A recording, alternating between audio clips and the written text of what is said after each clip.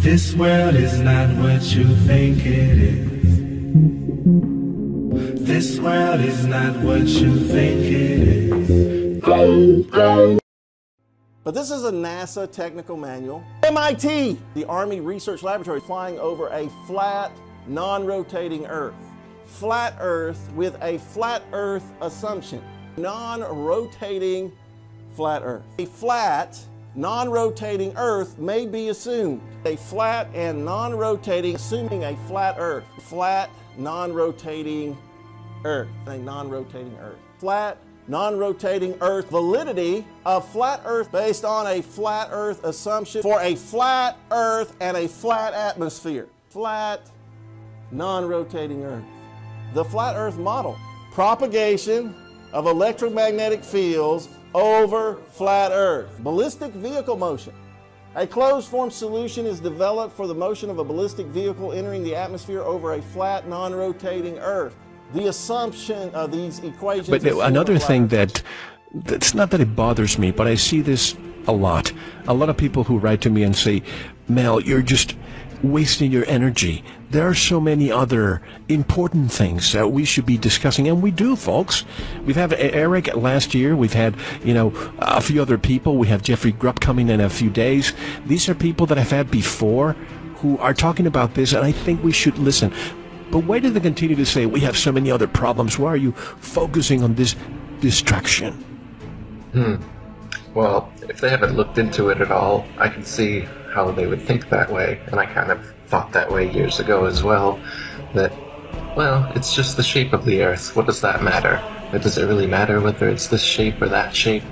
So if you think of it on that level, then sure, it seems insignificant, and it seems like it could be a waste of time, even if it was true.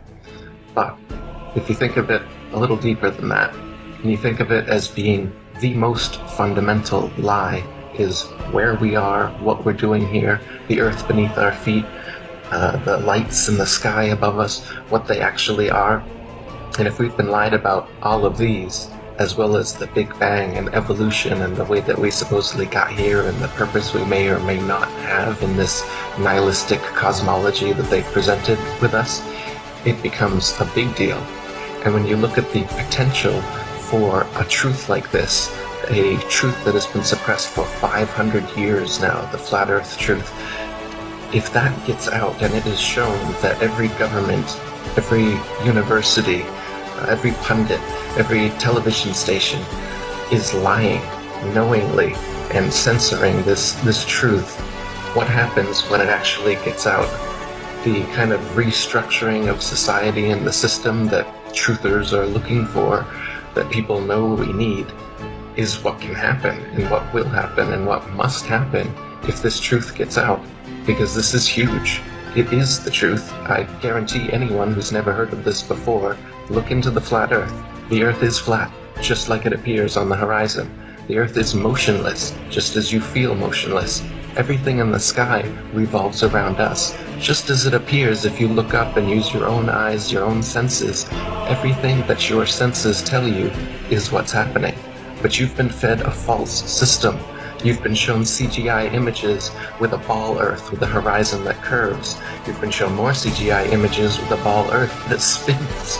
You've been shown planets that spin like billiard balls around each other in many different directions at many different speeds simultaneously. You've been shown all these things in CGI format. You've had Freemasons lie to you and tell you they've seen it for themselves, but you've never seen it for yourself.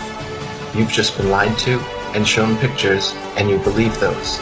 It's not science. Science, in fact, shows that the Earth is flat and motionless, and there are hundreds upon hundreds of proofs and experiments that have been repeated throughout history for hundreds of years, but you haven't been taught them in school because they don't want you to be taught that in school. They show you a spinning globe on your first day and tell you that gravity keeps water and buildings and people stuck to the bottom of that thing, and they repeat it until you believe it, your parents believe it, your grandparents believe it. 500 years ago, people were believing it. They even started trying to get people to believe it thousands of years ago, but it didn't pass until about Copernicus in 1500s when this really started to take shape. So the reason that some of the pseudo-truthers, so to speak, or just mainstream sheeple don't want this to get out and say that it's a distraction is because they don't know how far-reaching the implications of a truth this deep actually surfacing would be. It's like holding a balloon underwater. When you let go, that thing's just gonna rush to the surface, the water's gonna go flying, and that's what we need. It's exactly what we need. So, that's what I'm working towards doing. Hey man, you ever look into flat Earth? 200 Proofs Earth is Not a Spinning Ball by Eric Dubay. 1. The horizon always appears perfectly flat 360 degrees around the observer regardless of altitude. All amateur balloon, rocket, plane, and drone footage show a completely flat horizon over 20 plus miles high. Only NASA and other government space agencies show curvature in their fake CGI photos and videos. 2.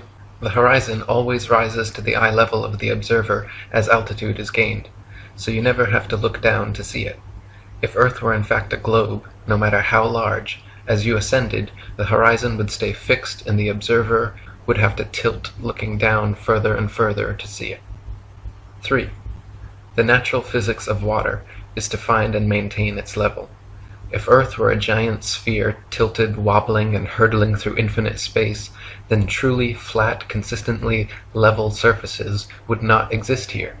But since Earth is in fact an extended flat plane, this fundamental physical property of fluids finding and remaining level is consistent with experience and common sense. 4. Rivers run down to sea level, finding the easiest course, north, south, east, west, and all other intermediary directions over the Earth at the same time. If Earth were truly a spinning ball, then many of these rivers would be impossibly flowing uphill. For example, the Mississippi, in its 3,000 miles, would have to ascend 11 miles before reaching the Gulf of Mexico. 5. One portion of the Nile River flows for 1,000 miles with a fall of only 1 foot. Parts of the West African Congo, according to the supposed inclination and movement of the ball Earth, would be sometimes running uphill and sometimes down. This would also be the case for the Parana, Paraguay, and other long rivers. 6. If Earth were a ball 25,000 miles in circumference, as NASA and modern astronomy claim, spherical trigonometry dictates the surface of all standing water must curve downward an easily measurable 8 inches per mile, multiplied by the square of the distance. This means, along a 6-mile channel of standing water, the Earth would dip 6 feet on either end from the central peak. Every time such experiments have been conducted, however, standing water has proven to be perfectly level. 7. Surveyors, engineers, and architects are never required to factor the supposed curvature of the Earth into their projects. Canals, railways, bridges, and tunnels, for example, are always cut and laid horizontally, often over hundreds of miles without any allowance for curvature. 8. The Suez Canal, connecting the Mediterranean with the Red Sea, is 100 miles long without any locks, making the water an uninterrupted continuation of the two seas. When constructed, the Earth's supposed curvature was not taken into account. It was dug along a horizontal datum line, 26 feet below sea level, passing through several lakes from one sea to the other, with the datum line and the water's surface running perfectly parallel over the 100 miles. 9. Engineer W. Winkler was published in the Earth Review regarding the Earth's supposed curvature, stating, "As an engineer of many years' standing, I saw that this absurd allowance is only permitted in school books. No engineer would dream of allowing anything of the kind. I have projected many miles of railways and many more of canals, and the allowance has not even been thought of, much less allowed for.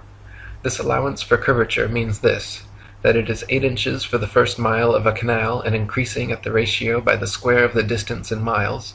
Thus a small navigable canal for boats, say 30 miles long, will have, by the above rule, an allowance for curvature of 600 feet.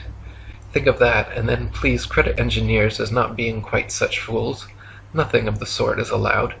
We no more think of allowing 600 feet for a line of 30 miles of railway or canal than of wasting our time trying to square the circle.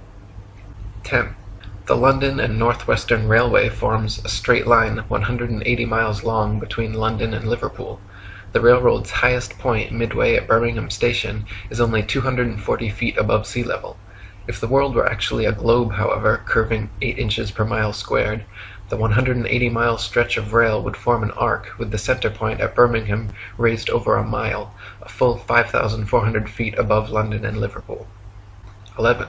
A surveyor and engineer of 30 years published in the Birmingham Weekly Mercury stated, "I am thoroughly acquainted with the theory and practice of civil engineering. However bigoted some of our professors may be in the theory of surveying, according to the prescribed rules, yet it is well known amongst us that such theoretical measurements are incapable of any practical illustration. All our locomotives are designed to run on what may be regarded as true levels or flats. There are, of course, partial inclines or gradients here and there, but they are always accurately defined and must be carefully traversed. But anything approaching to 8 inches in the mile, increasing as the square of the distance, could not be worked by any engine that was ever yet constructed. Taking one station with another, all over England and Scotland, it may be stated that all the platforms are on the same relative level. The distance between eastern and western coasts of England may be set down as 300 miles. If the prescribed curvature was indeed as represented, the central stations at Rugby or Warwick ought to be close upon 3 miles higher than a cord drawn from the two extremities. If such was the case, there is not a driver or stoker within the kingdom that would be found to take charge of the train. We can only laugh at those of your readers who seriously give us credit for such venturesome exploits as running trains round spherical curves. Horizontal curves on levels are dangerous enough. Vertical curves would be 1,000 times worse, and with our rolling stock constructed as at present, physically impossible. 12. The Manchester Ship Canal Company, published in the Earth Review, stated, "It is customary in railway and canal constructions for all levels to be referred to a datum which is nominally horizontal and is so shown on all sections. It is not the practice in laying out public works to make allowances for the curvature of the earth." 13. In a 19th century French experiment by M.M. and Arago, a powerful lamp with good reflectors was placed on the summit of Desierto las Palmas in Spain, and able to be seen all the way from Capri on the island of Ibiza. Since the elevation of the 2 points were identical and the distance between covered nearly 100 miles, if the earth were a ball 25,000 miles in circumference, the light should have been more than 6,600 feet, a mile and a quarter, below the line of sight. 14. The Lieutenant Colonel Portlock experiment used oxyhydrogen Drummond's lights and heliostats to reflect the sun's rays across stations set up across 108 miles of St. George's Channel. If the Earth were actually a ball 25,000 miles in circumference, Portlock's light should have remained hidden under a mile and a half of curvature. 15. If the Earth were truly a sphere 25,000 miles in circumference, airplane pilots would have to constantly correct their altitudes downwards so as to not fly straight off into outer space. A pilot wishing to simply maintain their altitude at a typical cruising speed of 500 miles per hour would have to constantly dip their nose downwards and descend 2,777 feet, over half a mile, every minute. Otherwise, without compensation, in 1 hour's time, the pilot would find themselves 31.5 miles higher than expected. G'day guys. How you going? Just a fellow PPL, Oh yes. you know, yeah, but yeah. Casey, how are you, mate? Nice to meet you. Pleased to meet you guys. Yeah. Guys, I'm going to ask you a question. Yeah. I've been flying, Yeah. and I've come to the conclusion Yeah. there is no curvature. I never allow for curvature. There's no way there's curvature. We're round and flat, aren't we? Definitely. We are, aren't we? Flat as a Thank pancake, you, mate. sir. Flat as a pancake. We're so, and the outer ring is south, Yeah. and so north must be in the middle, correct? Possibly. That Yeah. would be the only way that a Yeah. magnetic compass works on a flat plane. Might be onto something there. Yeah, Might be but onto something. you're not having me on. We No, are. no, haven't you? We're round and flat, Flat aren't as a we? pancake, mate. Yeah. There you go. Thank you, man. No worries. You made my day. Only the people at Jits don't know that. But, Yeah. yeah, well, There you you know, go. I tell a few people, especially some close mates, even Yeah, though yeah. even though I'm a pilot, Yeah. they laugh their heads off at me. That's Think I'm it. an absolute nut job. Ah. Nah. Hey, thanks, guys. Okay, no worries, mate. Cheers. Cheers. Thank you. 16. The experiment known as Airy's failure proved that stars move relative to a stationary Earth and not the other way around. By first filling a telescope with water to slow down the speed of light inside, then calculating the tilt necessary to get the starlight directly down the tube, Airy failed to prove the heliocentric theory, since the starlight was already coming in the correct angle with no change necessary, and instead proved the geocentric model correct. 17. Olber's paradox states that if there were billions of stars, which are suns, the night sky would be filled completely with light. As Edgar Allan Poe said, "Were the succession of stars endless, then the background of the sky would present us a uniform luminosity, since there could exist absolutely no point in all that background at which would not exist a star." In fact, Olber's paradox is no more a paradox than George Airy's experiment was a failure. Both are actually excellent refutations of the heliocentric spinning ball Earth model. 18. The Michelson, Morley, and Sagnac experiments attempted to measure the change in speed of light due to Earth's assumed motion through space. After measuring in every possible different direction in various locations, they failed to detect any significant change whatsoever, again proving the stationary geocentric model. 19. Tycho Brahe famously argued against the heliocentric theory in his time, positing that if the Earth revolved around the Sun, the change in relative position of the stars after 6 months' orbital motion could not fail to be seen. He argued that the stars should seem to separate as we approach and come together as we recede. In actual fact, however, after 190 million miles of supposed orbit around the Sun, not a single inch of parallax can be detected in the stars, proving that we have not moved at all. 20. If Earth were truly constantly spinning eastwards at over 1,000 miles per hour, vertically fired cannonballs and other projectiles should fall significantly due west. In actual fact, however, when this has been tested, vertically fired cannonballs shoot upwards an average of 14 seconds ascending, 14 seconds descending, and fall back to the ground no more than 2 feet away from the cannon, often directly back into the muzzle. 21. If the Earth were truly constantly spinning eastward at over 1,000 miles per hour, helicopters and hot air balloons should be able to simply hover over the surface of the Earth and wait for their destinations to come to them. 22. If Earth were truly constantly spinning eastward at over 1,000 miles per hour, during the Red Bull stratosphere dive, Felix Baumgartner, spending 3 hours ascending over New Mexico, should have landed 2,500 miles west into the Pacific Ocean, but instead landed a few dozen miles east of the takeoff point. 23.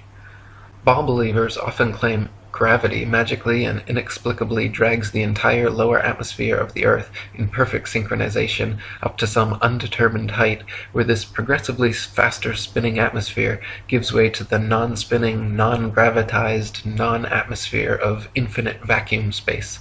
Such nonsensical theories are debunked, however, by rain, fireworks, birds, bugs, clouds, smoke, planes, and projectiles, all of which would behave very differently if both the ball Earth and its atmosphere were constantly spinning eastward at 1,000 miles per hour. In some volume, V, and over here is going to be vacuum of equal volume, and we're going to remove the barrier. You know what's going to happen spontaneously, right? The gas is going to fill the available volume once it becomes available. 24. If Earth and its atmosphere were constantly spinning eastward over 1,000 miles per hour, then north-south facing cannons should establish a control, while east-firing cannonballs should fall significantly farther than all others, while west-firing cannonballs should fall significantly closer. In actual fact, however, regardless of which direction cannons are fired, the distance covered is always the same. 25.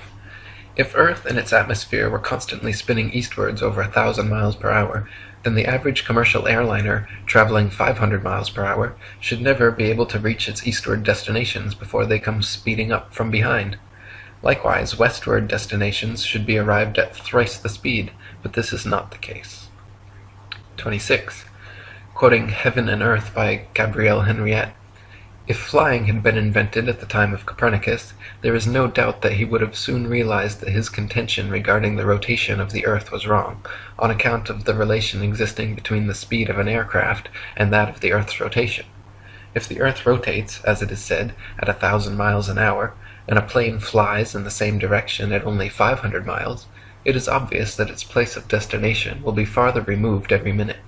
On the other hand, if flying took place in the opposite direction to that of the rotation, a distance of 1,500 miles would be covered in 1 hour instead of 500, since the speed of the rotation is to be added to that of the plane.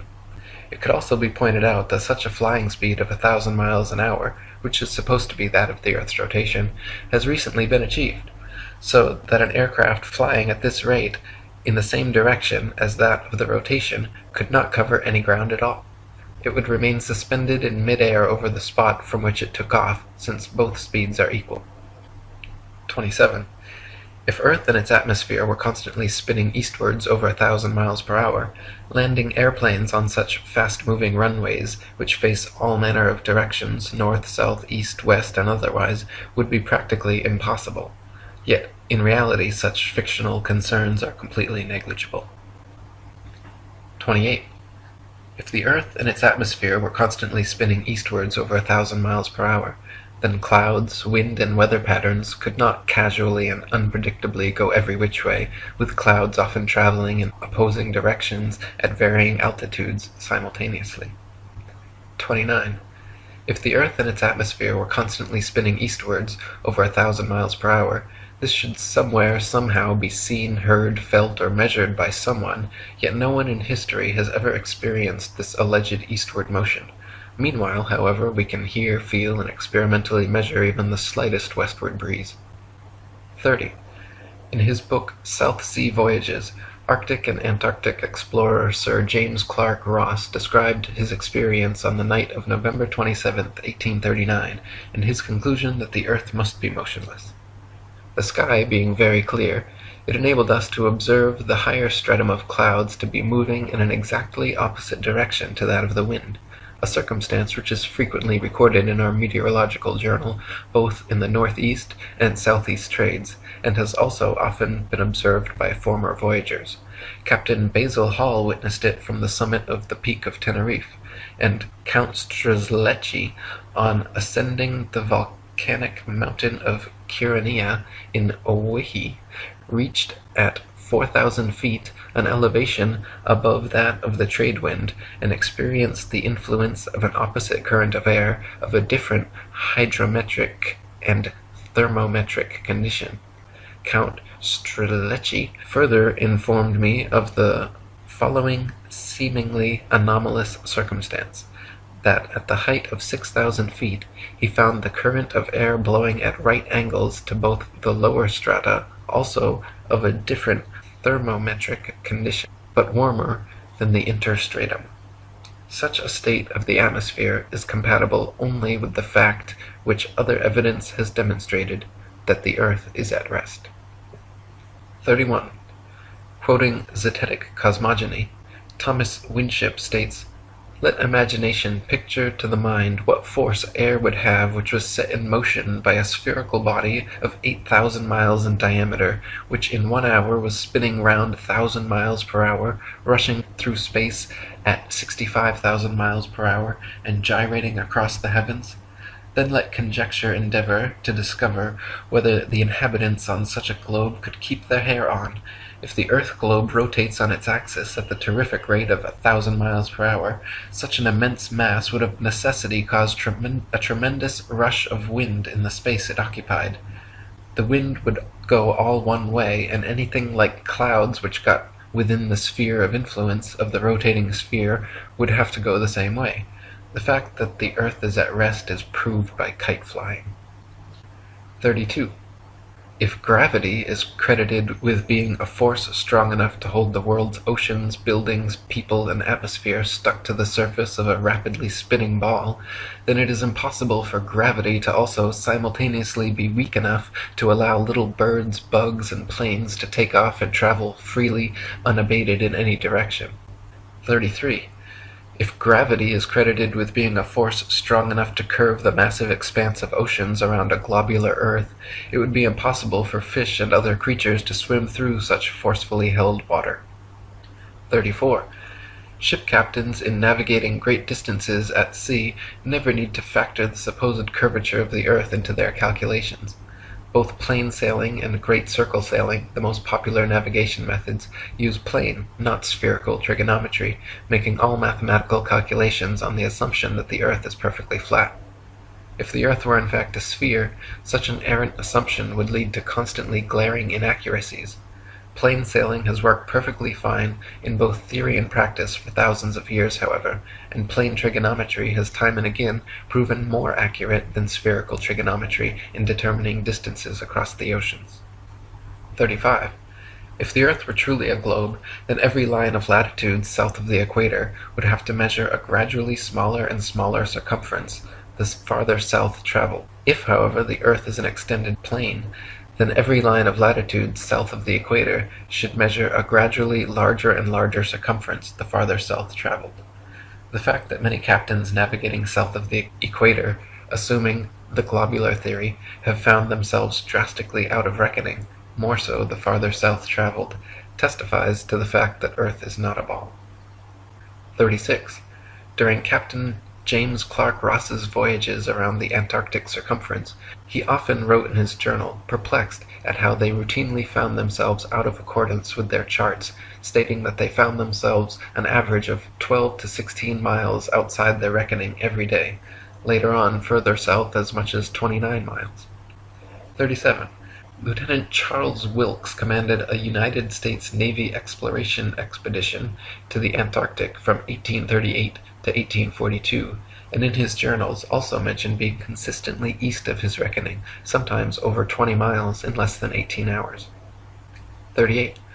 To quote Reverend Thomas Milner, in the southern hemisphere, navigators to India have often fancied themselves east of the Cape when still west, and have been driven ashore on the African coast, which, according to their reckoning, lay behind them.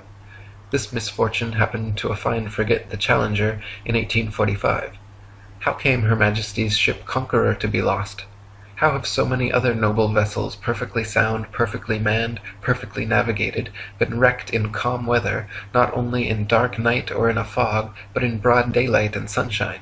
In the former case, upon the coasts, in the latter upon sunken rocks, from being out of reckoning? The simple answer is that Earth is not a ball. 39. Practical distance measurements taken from the Australian Handbook Almanac Shippers and Importers Directory state that the straight-line distance between Sydney and Nelson is 1,550 statute miles. Their given difference in longitude is 22 degrees, 2 minutes, and 14 seconds. Therefore, if 22 degrees, 2 minutes, 14 seconds out of 360 is 1,550 miles, the entirety would measure 25,182 miles. This is not only larger than the ball Earth is said to be at the equator, but a whole 4,262 miles greater than it would be at Sydney's southern latitude on a globe of said proportions. 40. From near Cape Horn, Chile, to Port Phillip in Melbourne, Australia, the distance is 10,500 miles, or 143 degrees of longitude away. Factoring in the remaining degrees to 360 makes for a total distance of 26,430 miles around this particular latitude, which is over 1,500 miles wider than the Earth is supposed to be at the equator, and many more thousands of miles wider than it is supposed to be at such southern latitudes. 41. Similar calculations made from the Cape of Good Hope, South Africa to Melbourne, Australia, at an average latitude of 35.5 degrees south, have given an approximate figure of over 25,000 miles, which is again equal to or greater than the Earth's supposed greatest circumference at the equator. Calculations from Sydney, Australia to Wellington, New Zealand, at an average of 37.5 degrees south, have given an approximate circumference of 25,500 miles, greater still. According to the ball Earth theory, the circumference of the Earth at 37.5 degrees southern latitude should be only 19,757 statute miles, almost 6,000 miles less than such practical measurements. 42. In the ball Earth model, Antarctica is an ice continent which covers the bottom of the ball from 78 degrees south latitude to 90, and is therefore not more than 12,000 miles in circumference. Many early explorers, including Captain Cook and James Clark Ross, however, in attempting Antarctic circumnavigation, took 3 to 4 years and clocked 50 to 60,000 miles around. The British ship Challenger also made an indirect but complete circumnavigation of Antarctica, traversing 69,000 miles. This is entirely inconsistent with the ball model. 43. If Earth was a ball, there are several flights in the southern hemisphere which would have their quickest, straightest path over the Antarctic continent, such as Santiago, Chile, to Sydney, Australia. Instead of taking the shortest, quickest route in a straight line over Antarctica, all such flights detour all manner of directions away from Antarctica, instead claiming the temperatures too cold for airplane travel. Considering the fact that there are plenty of flights to, from, and over Antarctica, and NASA claims to have technology keeping them in conditions both far colder and far hotter than any experienced on Earth, such an excuse is clearly just an excuse, and these flights aren't made because they are impossible. 44. If Earth was a ball, and Antarctica was too cold to fly over, the only logical way to fly from Sydney to Santiago would be a straight shot over the Pacific, staying in the southern hemisphere the entire way. Refueling could be done in New Zealand or other southern hemisphere destinations along the way, if absolutely necessary. In actual fact, however, Santiago to Sydney flights go into the northern hemisphere, making stopovers at LAX and other North American airports, before continuing back down to the southern hemisphere. Such ridiculously wayward detours make no sense on the globe, but make perfect sense and form nearly straight lines when shown on a flat Earth map. 45. On a ball Earth, Johannesburg, South Africa to Perth, Australia should be a straight shot over the Indian Ocean, with convenient refueling possibilities on Mauritius or Madagascar. In actual practice, however, most Johannesburg to Perth flights curiously stop over either in Dubai, Hong Kong, or Malaysia, all of which make no sense on the ball, but are completely understandable when mapped on a flat Earth. 46. On a ball Earth, Cape Town, South Africa to Buenos Aires, Argentina should be a straight shot over the Atlantic following the same line of latitude across. But instead, every flight goes to connecting locations in the northern hemisphere first, stopping over anywhere from London to Turkey to Dubai. Once again, these make absolutely no sense on the globe, but are completely understandable options when mapped on a flat Earth. 47. On a ball Earth, Johannesburg, South Africa to Sao Paulo, Brazil should be a quick straight shot along the 25th southern latitude, but instead, nearly every flight makes a refueling stop at the 50th degree north latitude in London first. The only reason such a ridiculous stopover works in reality is because the Earth is flat. 48. On a ball Earth, Santiago, Chile to Johannesburg, South Africa should be an easy flight, all taking place below the Tropic of Capricorn in the southern hemisphere. Yet every listed flight makes a curious refueling stop in Senegal near the Tropic of Cancer in the north hemisphere first. When mapped on a flat Earth, the reason why is clear to see, however. Senegal is actually directly in a straight line path halfway between the two. 49. If Earth were a spinning ball heated by a sun 93 million miles away, it would be impossible to have simultaneously sweltering summers in Africa, while just a few thousand miles away, bone-chilling, frozen Arctic and Antarctic winters experiencing little to no heat from the sun whatsoever. If the heat from the sun traveled 93 million miles to the Sahara Desert, it is absurd to assert that another 4,000 miles, 0.00004%, further to Antarctica would completely negate such sweltering heat, resulting in such drastic differences. Mine's not working. Just tilt the marshmallow, Charlie. Still not working. No, Charlie, tilt it 23.5 degrees.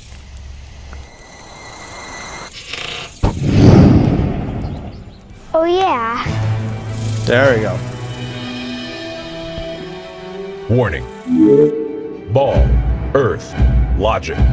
Ball Earth logic is highly contagious. If you encounter Ball Earth logic, immediately research Flat Earth. Ooh, ouch! Charlie, that really hurt! Charlie tilted me. And that really hurt, Charlie. And it's still hurting. 50. If the Earth were truly a globe, the Arctic and Antarctic polar regions and areas of comparable latitude north and south of the equator should share similar conditions and characteristics, such as comparable temperatures, seasonal changes, length of daylight, plant and animal life. In reality, however, the Arctic and Antarctic regions and areas of comparable latitude north and south of the equator differ greatly in many ways, entirely inconsistent with the ball model and entirely consistent with the flat model. 51. Antarctica is by far the coldest place on Earth, with an average annual temperature of approximately minus 57 degrees Fahrenheit and a record low of minus 135.8. The average annual temperature at the North Pole, however, is a comparatively warm 4 degrees. Throughout the year, temperatures in the Antarctic vary less than half the amount at comparable Arctic latitudes. The northern Arctic region enjoys moderately warm summers and manageable winters, whereas the southern Antarctic region never even warms enough to melt the perpetual snow and ice. On a tilting, wobbling ball Earth spinning uniformly around the sun, Arctic and Antarctic temperatures and seasons should not vary so greatly. 52. Iceland, at 65 degrees north latitude, is home to 870 species of native plants and abundant various animal life. Compare this with the Isle of Georgia at just 54 degrees south latitude, where there are only 18 species of native plants and animal life is almost non-existent. The same latitude as Canada or England in the north, where dense forests of various tall trees abound, the infamous Captain Cook wrote of Georgia that he was unable to find a single shrub large enough to make a toothpick. Cook wrote, "Not a tree was to be seen. The lands which lie to the south are doomed by nature to perpetual frigidness, never to feel the warmth of the sun's rays, whose horrible and savage aspect I have not words to describe. Even marine life is sparse in certain tracts of vast extent, and the sea-bird is seldom observed flying over such lonely wastes. The contrasts between the limits of organic life in the Arctic and Antarctic zones is very remarkable and significant." 53. At places of comparable latitude north and south, the sun behaves very differently than it would on a spinning ball Earth, but precisely how it should on a flat Earth. For example, the longest summer days north of the equator are much longer than those south of the equator, and the shortest winter days north of the equator are much shorter than the shortest south of the equator. This is inexplicable on a uniformly spinning, wobbling ball Earth, but fits exactly on a flat model with the sun traveling circles over and around the Earth from tropic to tropic. 54. At places of comparable latitude north and south, dawn and dusk happen very differently than they would on a spinning ball, but precisely how they should on a flat Earth. In the north, dawn and dusk come slowly and last far longer than in the south, where they come and go very quickly. Certain places in the north twilight can last for over an hour, while at comparable southern latitudes, within a few minutes the sunlight completely disappears. This is inexplicable on a uniformly spinning, wobbling ball Earth, but is exactly what is expected on a flat Earth with the sun traveling faster, wider circles over the south and slower, narrower circles over the north. 55.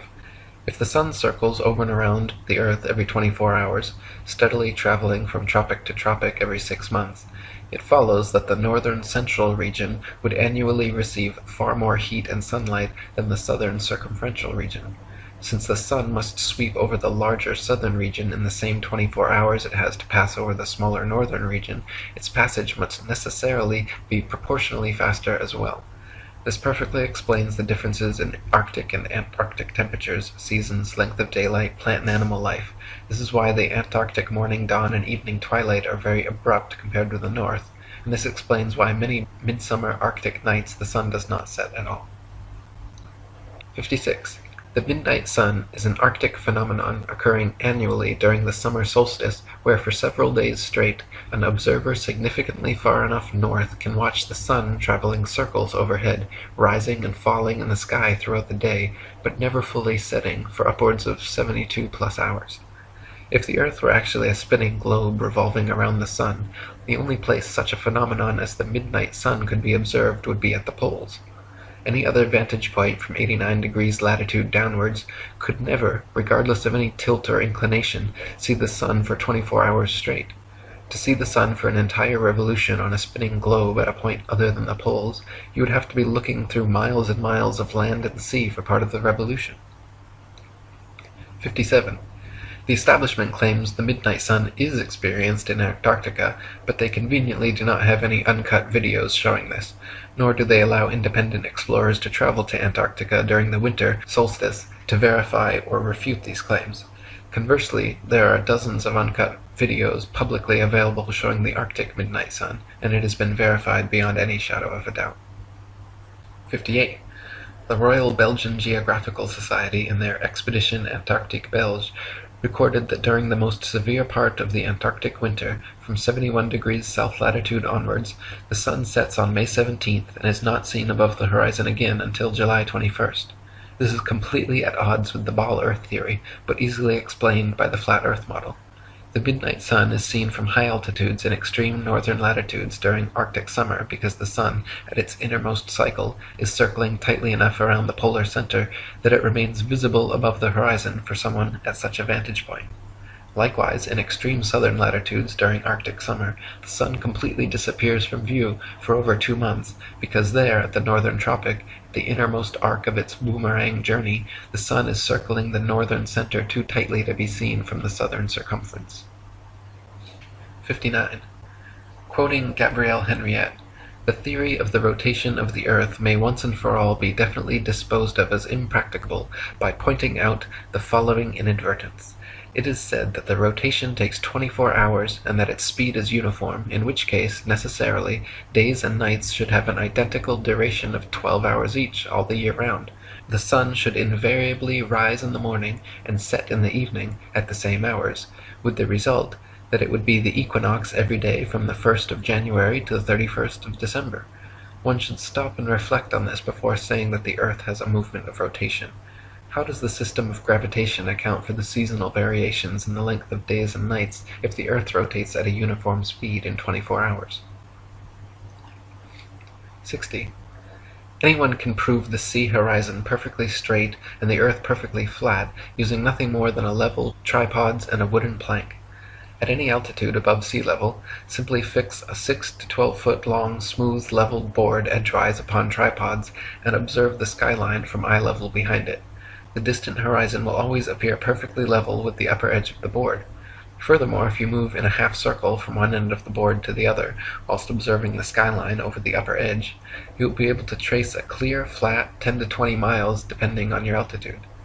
This would be impossible if the Earth were a globe 25,000 miles in circumference.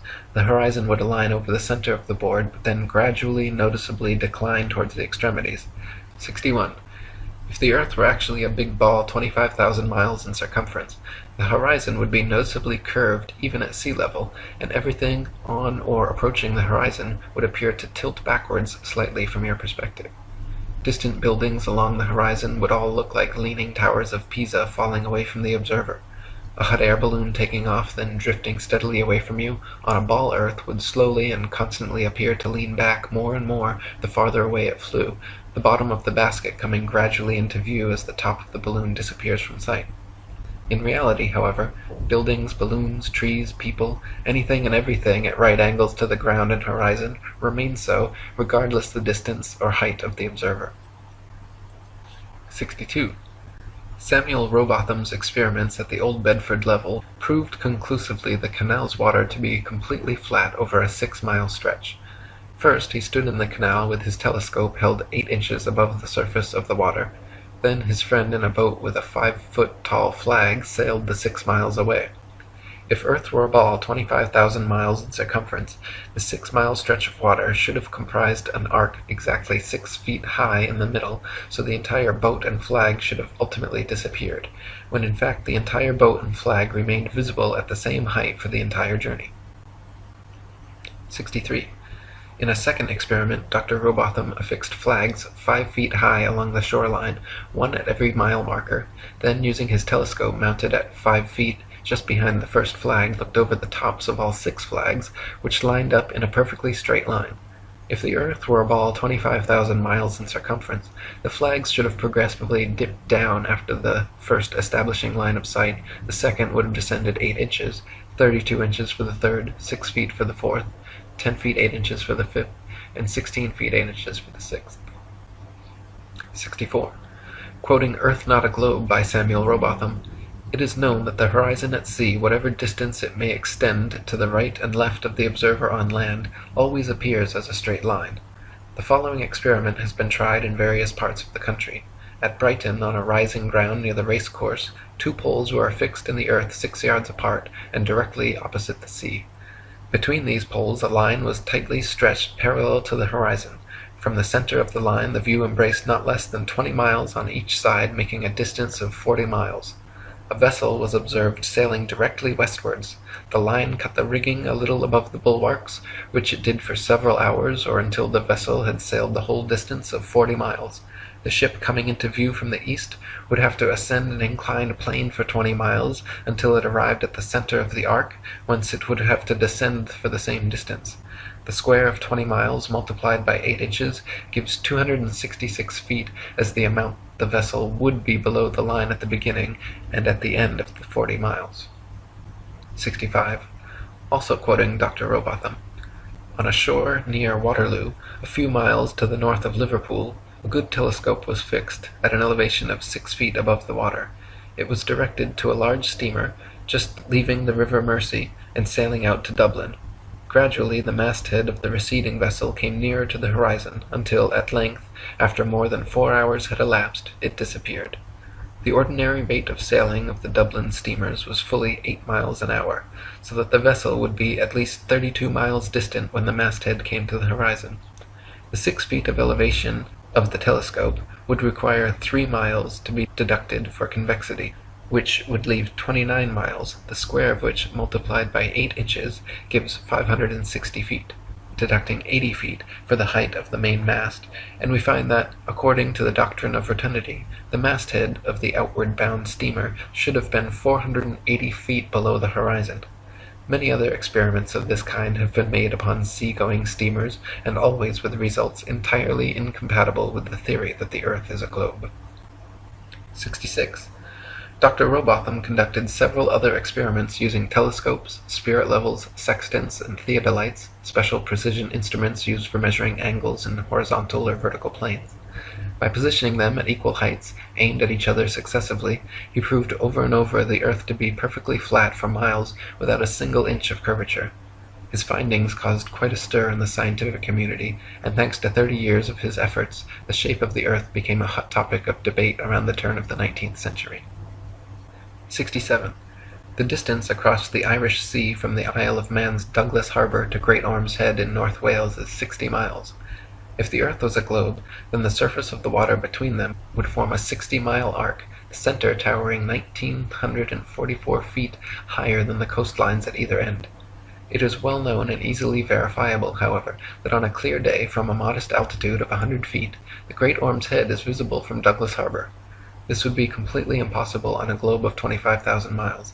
Assuming the 100-foot altitude causes the horizon to appear approximately 13 miles off, the 47 miles remaining means the Welsh coastline should still fall an impossible 1,472 feet below the line of sight.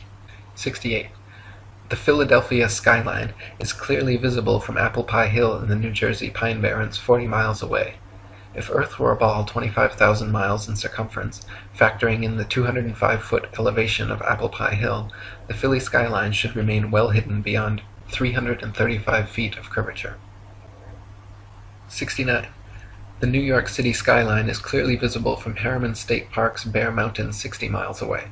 If Earth were a ball 25,000 miles in circumference, viewing from Bear Mountain's 1,283-foot summit, the Pythagorean theorem determining distance to the horizon being 1.23 times the square root of the height in feet, the New York City skyline should be invisible behind 170 feet of curved earth.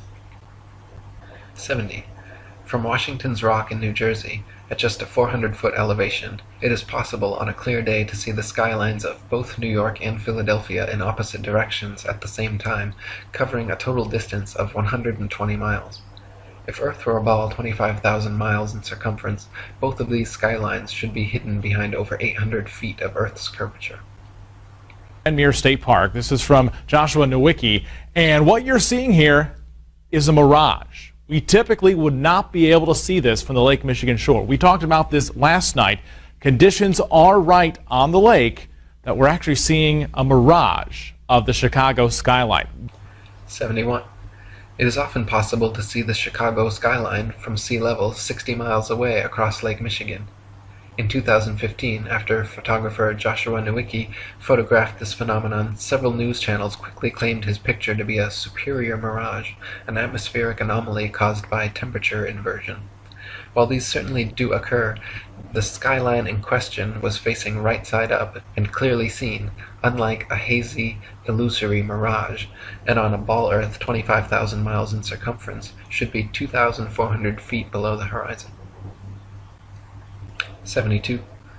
October 16, 1854, the Times newspaper reported the Queen's visit to Great Grimsby from Hull, recording they were able to see the 300-foot-tall dock tower from 70 miles away.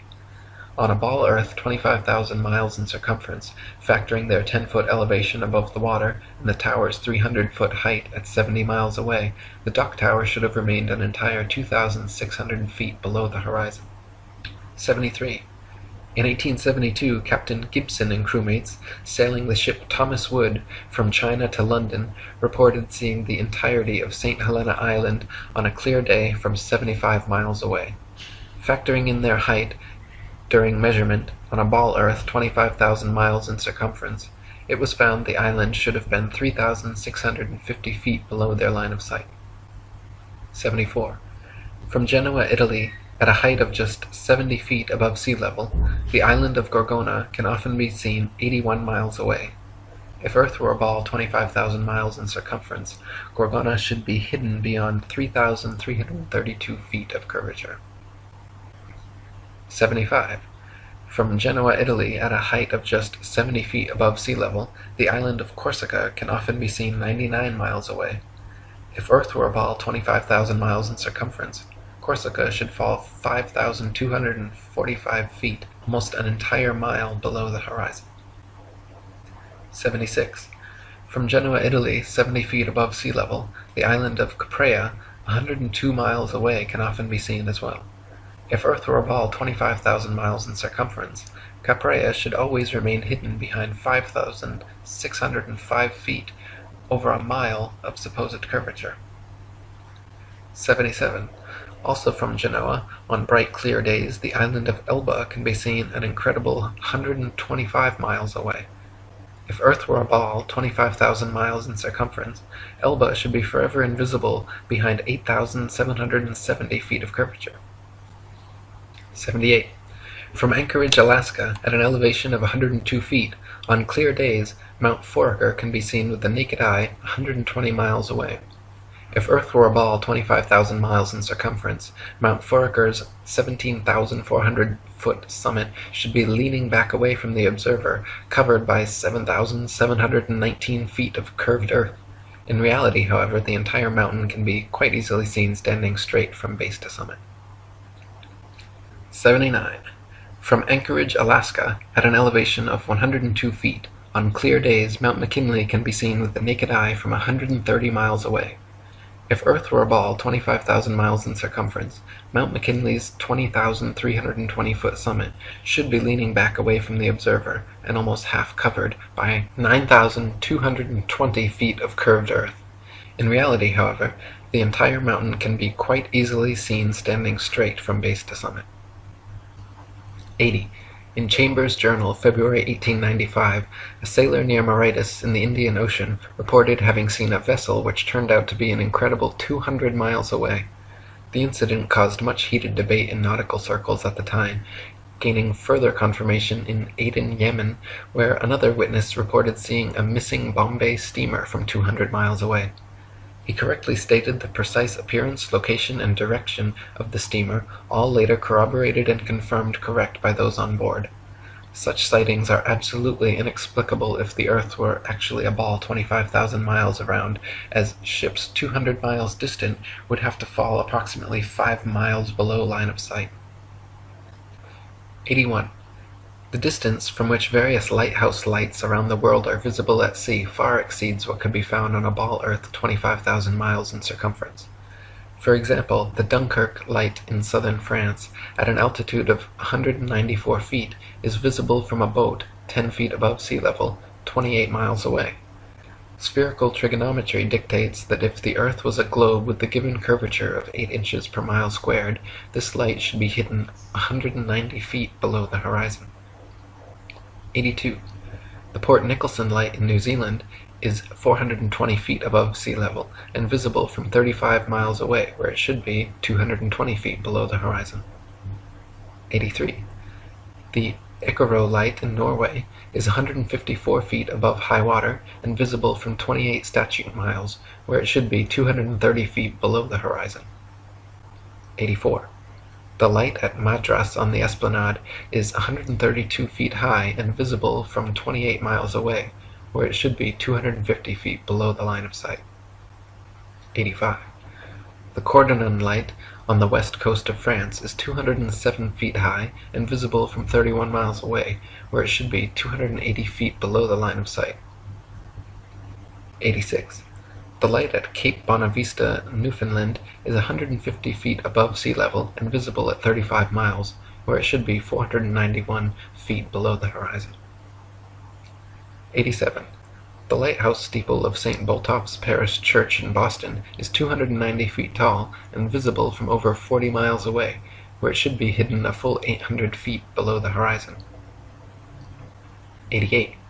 The Isle of Wight lighthouse in England is 180 feet high and can be seen up to 42 miles away, a distance at which modern astronomers say the light should fall 996 feet below the line of sight. 89.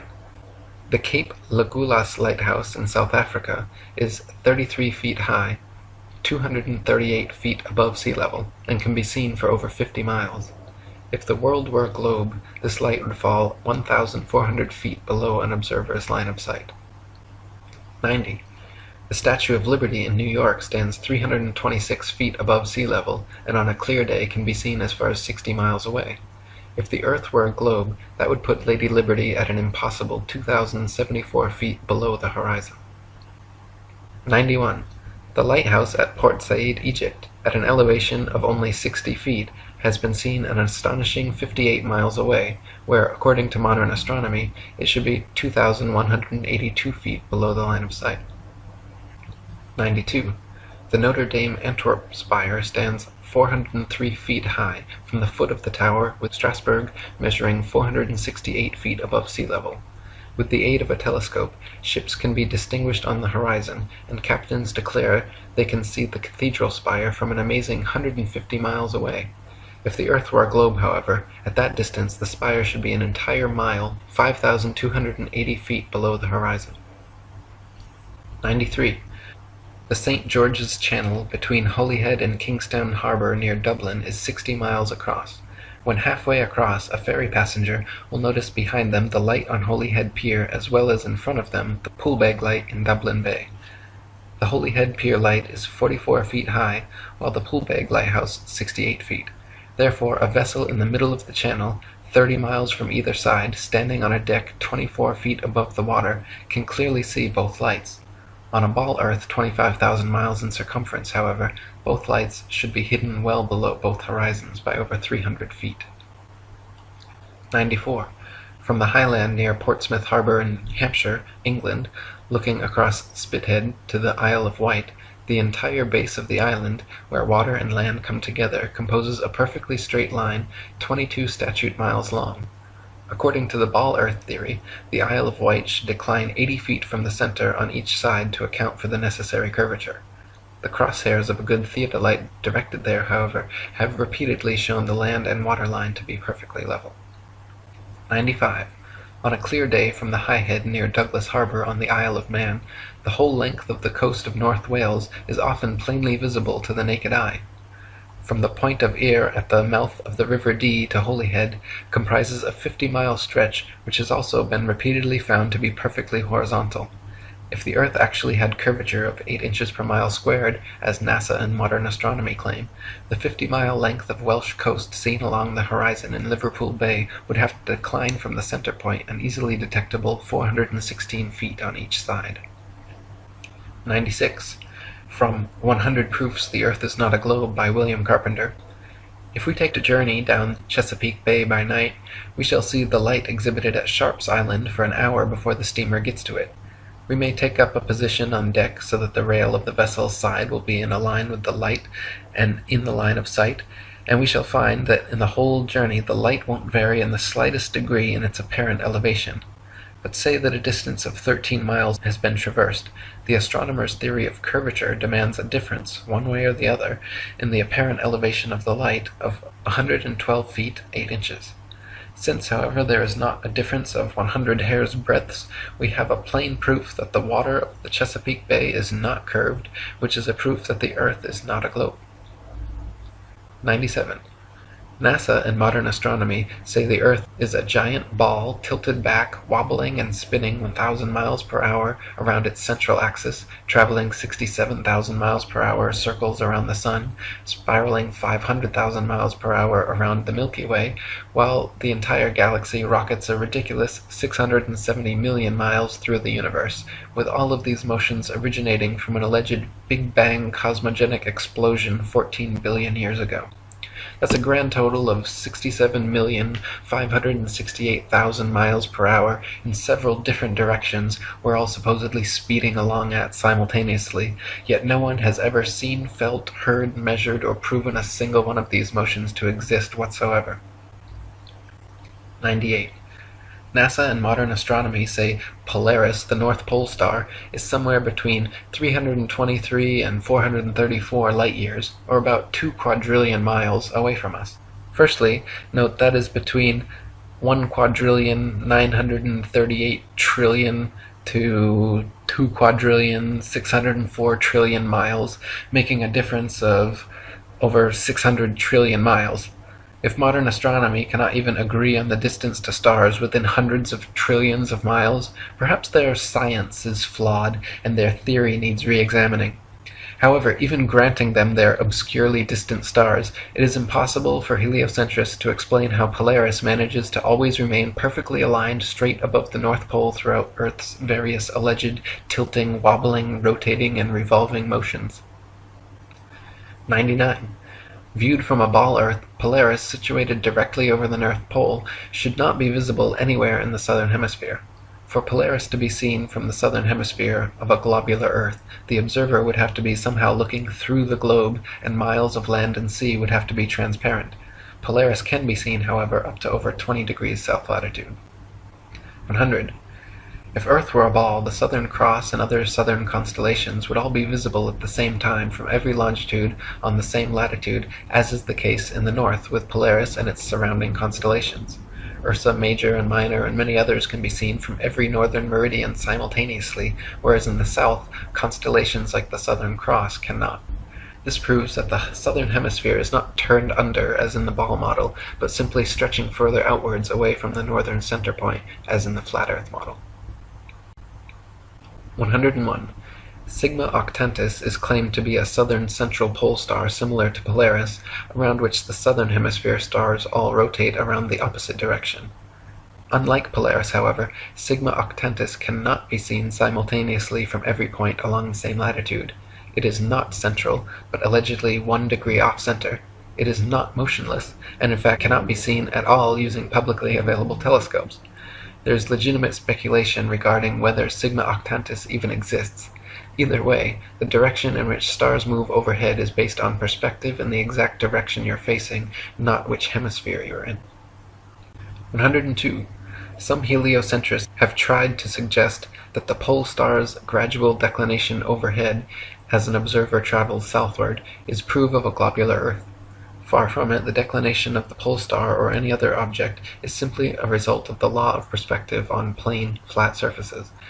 The law of perspective dictates that the angle and height at which an object is seen diminishes the farther one recedes from the object, until at a certain point the line of sight and the seemingly uprising surface of the Earth converges to a vanishing point, i.e. the horizon line, beyond which the object is invisible.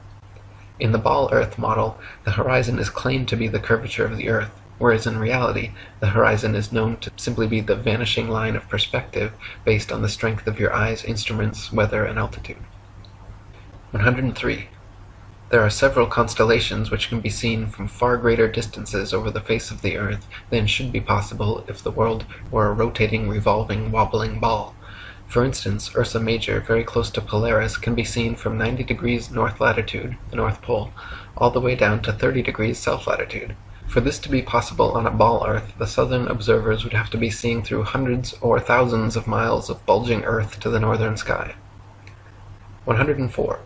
The constellation Vulpecula can be seen from 90 degrees north latitude all the way to 55 degrees south latitude. Taurus, Pisces, and Leo can be seen from 90 degrees north all the way to 65 degrees south. An observer on a ball Earth, regardless of any tilt or inclination, should not logically be able to see this far. 105. Aquarius and Libra can be seen from 65 degrees north to 90 degrees south.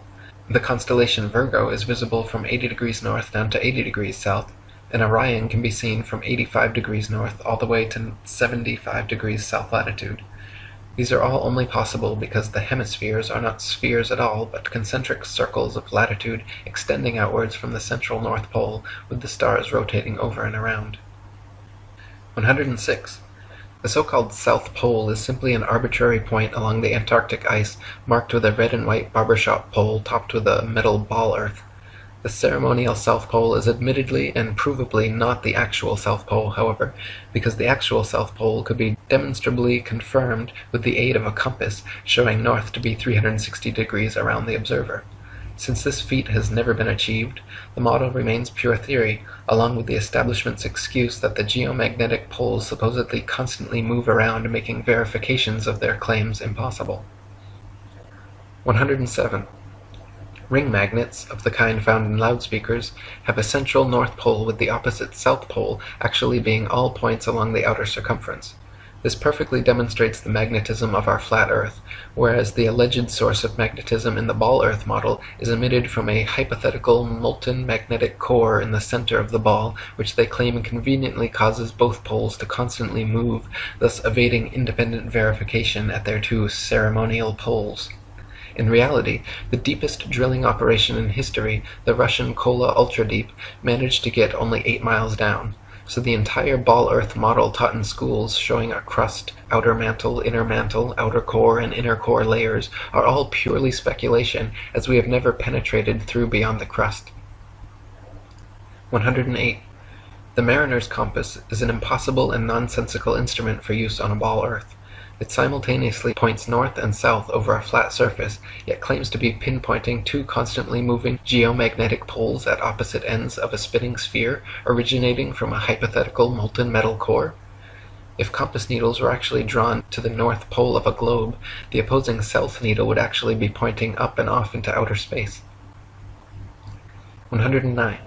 There are no fixed east or west points, just as there is no fixed south. The north central pole is the only proven fixed point on our flat Earth, with south being all straight lines outwards from the pole, east and west being concentric circles at constant right angles 90 degrees from the pole. A westerly circumnavigation of Earth is thus going around with Polaris continually on your right, while an easterly circumnavigation is going around with Polaris always at your left. 110. Magellan and others' east-west circumnavigations of Earth are often quoted as proof of the ball model. In actual fact, however, sailing or flying at right angles to the North Pole and eventually returning to one's original location is no more difficult or mysterious than doing so on a globe. Just as an architect's compass can place its center point on a flat piece of paper and trace a circle either way around the pole, so can a ship or plane circumnavigate a flat Earth. 111. Since the North Pole and Antarctica are covered in ice and guarded no-fly zones, no ships or planes have ever been known to circumnavigate the Earth in north-south directions. The only kind of circumnavigation which could not happen on a flat Earth is north and southbound, which is likely the very reason for the heavily enforced flight restrictions. The fact that there is yet to be a single verified north-to-south circumnavigation of Earth serves as standing proof the world is not a ball. 112. The sun brings noon to every time zone as it passes directly overhead every 15-degree demarcation point, 24 times per day, in its circular path over and around the Earth. If time zones were instead caused by the uniform spinning of the ball Earth around the sun, every 6 months, as Earth found itself on the opposite side of the sun, clocks all over Earth would have to flip 12 hours. Day would be night, and night would be day. 113. The idea that people are standing, ships are sailing, and planes are flying upside down on certain parts of Earth, while others tilted at 90 degrees and all other impossible angles, is complete absurdity. The idea that a man digging a hole straight down could eventually reach sky on the other side is ludicrous. Common sense tells every free-thinking person correctly that there truly is an up and down in nature, unlike the everything is relative rhetoric of the Newtonian Einsteinian paradigm. 114. Quoting On the False Wisdom of the Philosophers by Lactantius, a sphere where people on the other side live with their feet above their heads, where rain, snow, and hail fall upwards, where trees and crops grow upside down, and the sky is lower than the ground? The ancient wonder of the hanging gardens of Babylon dwindle into nothing in comparison to the fields, seas, towns, and mountains that pagan philosophers believe to be hanging from the earth without support. 115. The existing laws of density and buoyancy perfectly explained the physics of falling objects long before knighted Freemason Sir Isaac Newton bestowed his theory of gravity upon the world. It is a fact that objects placed in denser mediums rise up, while objects placed in less dense mediums sink down. To fit with the heliocentric model, which has no up or down, Newton instead claimed objects are attracted to large masses and fall towards the center. Not a single experiment in history, however, has shown an object massive enough to, by virtue of its mass alone, cause other smaller masses to be attracted to it, as Newton claims gravity does with the Earth, the Sun, Moon, stars, and planets. 116. There has also never been a single experiment in history showing an object massive enough to, by virtue of its mass alone, cause another smaller mass to orbit around it. The magic theory of gravity allows for oceans, buildings, and people to remain forever stuck to the underside of a spinning ball, while simultaneously causing objects like the moon and satellites to remain locked in perpetual circular orbits around the Earth. If these were both true, then people should be able to jump up and start orbiting circles around the Earth, or the moon should have long ago been sucked into the Earth. Neither of these theories have ever been experimentally verified, and their alleged results are mutually exclusive. 117. Newton also theorized, and it is now commonly taught, that the Earth's ocean tides are caused by gravitational lunar attraction. If the moon is only 2,160 miles in diameter, and the Earth 8,000 miles, however, using their own math and law, it follows that the Earth is 87 times more massive, and therefore the larger object should attract the smaller to it, and not the other way around. If the Earth's greater gravity is what keeps the moon in orbit, it is impossible for the moon's lesser gravity to supersede the Earth's gravity, especially at Earth's sea level, where its gravitational attraction would even further out-trump the moon's. And if the moon's gravity truly did supersede the Earth's, causing the tides to be drawn towards it, there should be nothing to stop them from continuing onwards and upwards towards their great attractor. 118. Furthermore, the velocity and path of the moon are uniform, and should therefore exist a uniform influence on the Earth's tide, when in actuality Earth's tides vary greatly and do not follow the moon. Earth's lakes, ponds, marshes, and other inland bodies of water also inexplicably remain forever outside the moon's gravitational grasp. If gravity was truly drawing Earth's oceans up to it, all lakes, ponds, and other bodies of standing water should certainly have tides as well. 119. It is claimed that the other planets are spheres, and so therefore Earth must also be a sphere. Firstly, Earth is a plane, not a planet, so the shape of these planets in the sky have no bearing on the shape of the Earth beneath our feet. Secondly, these planets have been known for thousands of years around the world as wandering stars, since they differ from the other fixed stars in their relative motions only. When looked at with an unprejudiced naked eye or through a telescope, the fixed and wandering stars appear as luminous disks of light, not spherical terra firma. The pictures and videos shown by NASA of spherical terra firma planets are all clearly fake computer-generated images and not photographs. 120.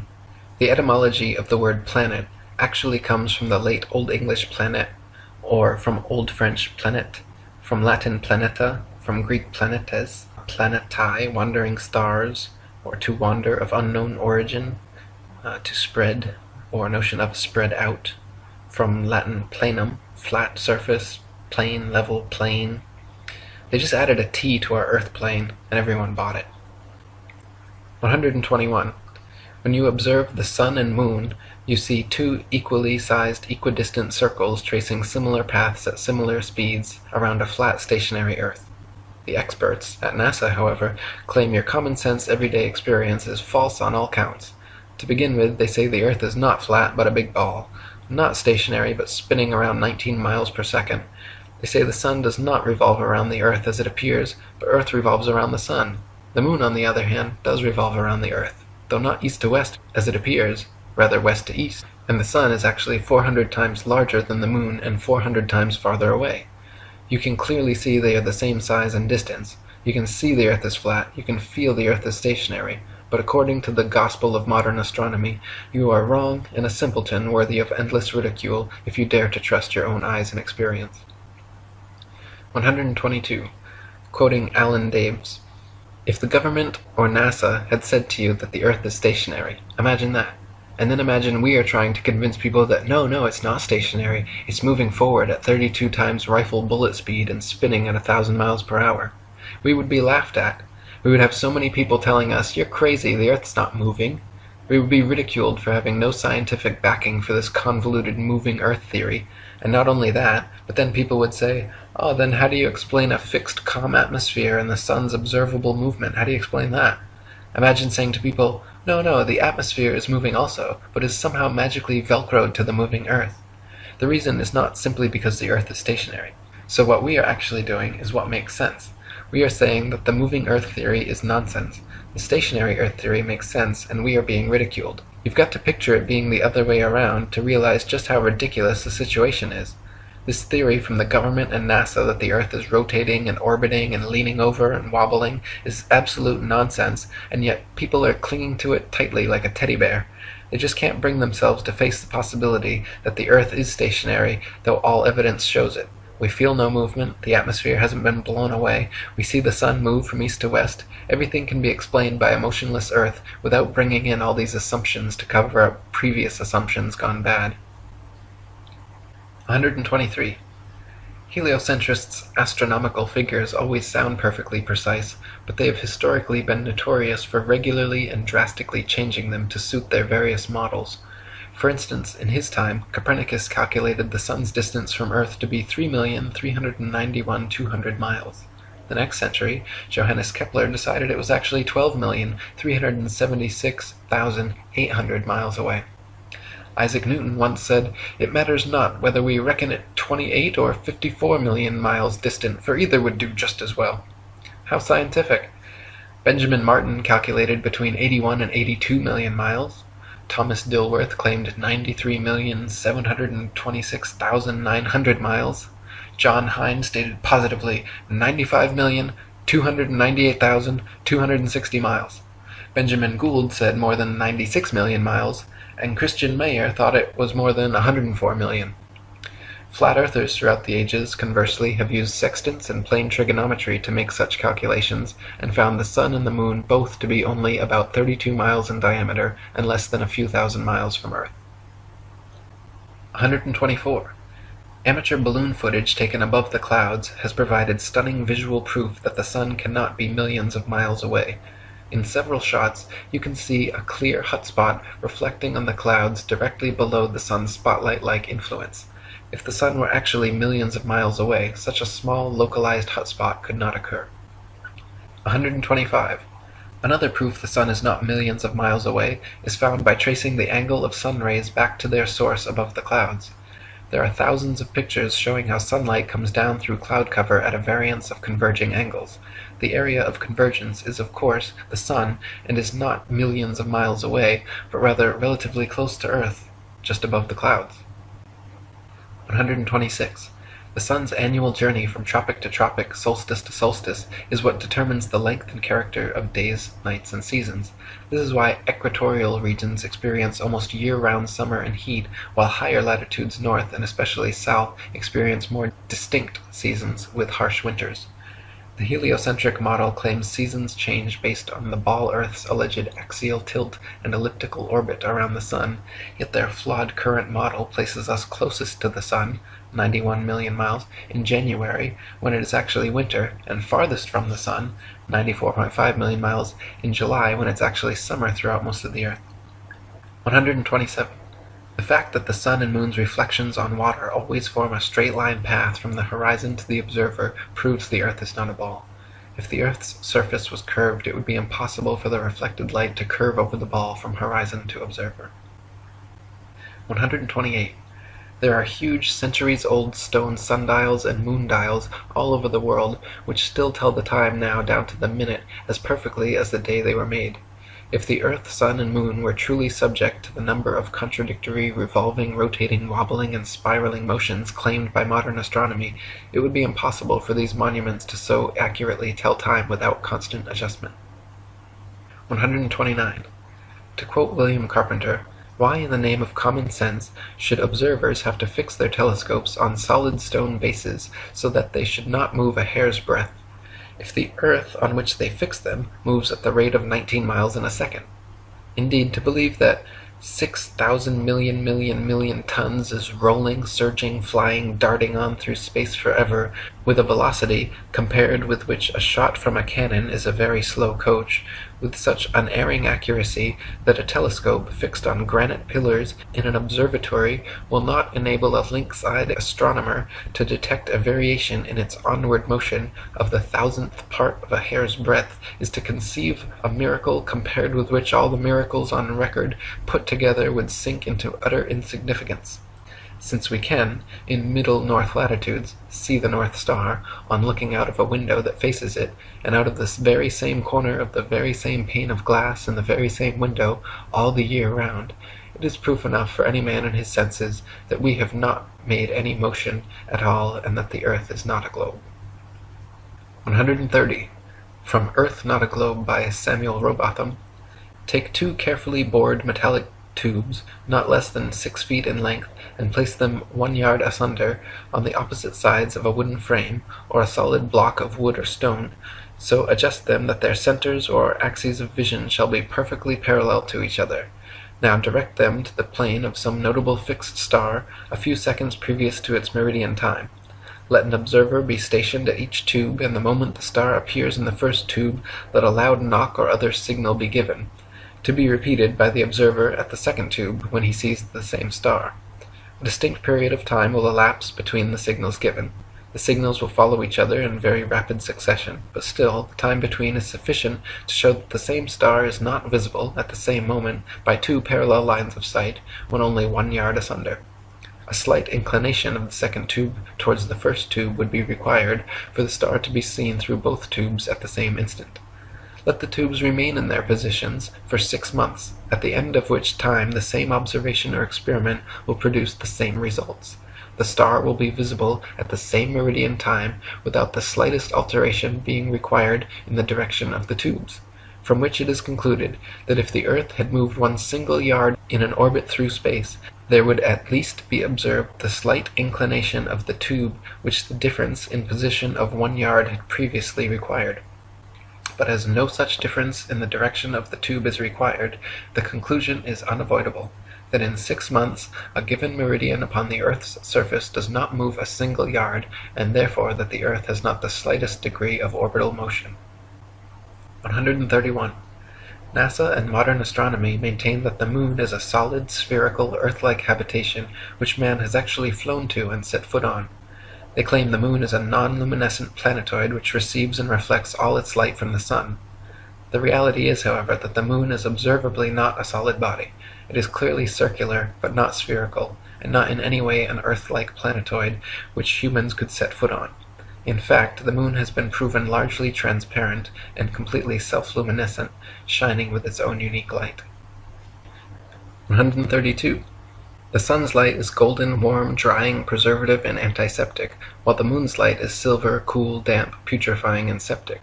The sun's rays decrease the combustion of a bonfire, while the moon's rays increase combustion. Plant and animal substances exposed to sunlight quickly dry, shrink, coagulate, and lose the tendency to decompose and putrefy. Grapes and other fruits become solid, partially candied and preserved, like raisins, dates, and prunes. Animal flesh coagulates, loses its volatile gaseous constituents, becomes firm, dry, and slow to decay. When exposed to moonlight, however, plant and animal substances tend to show symptoms of putrefaction and decay. This proves that sun and moonlight are different, unique, and opposites, as they are in the geocentric flat model. 133. In direct sunlight, a thermometer will read higher than another thermometer placed in the shade, but in full direct moonlight, a thermometer will read lower than another placed in the shade. If the sun's light is collected in a large lens and thrown to a focus point, it can create significant heat, while the moon's light collected similarly creates no heat. In the Lancet Medical Journal from March 14, 1856, particulars are given of several experiments which prove the moon's rays, when concentrated, can actually reduce the temperature upon a thermometer more than 8 degrees.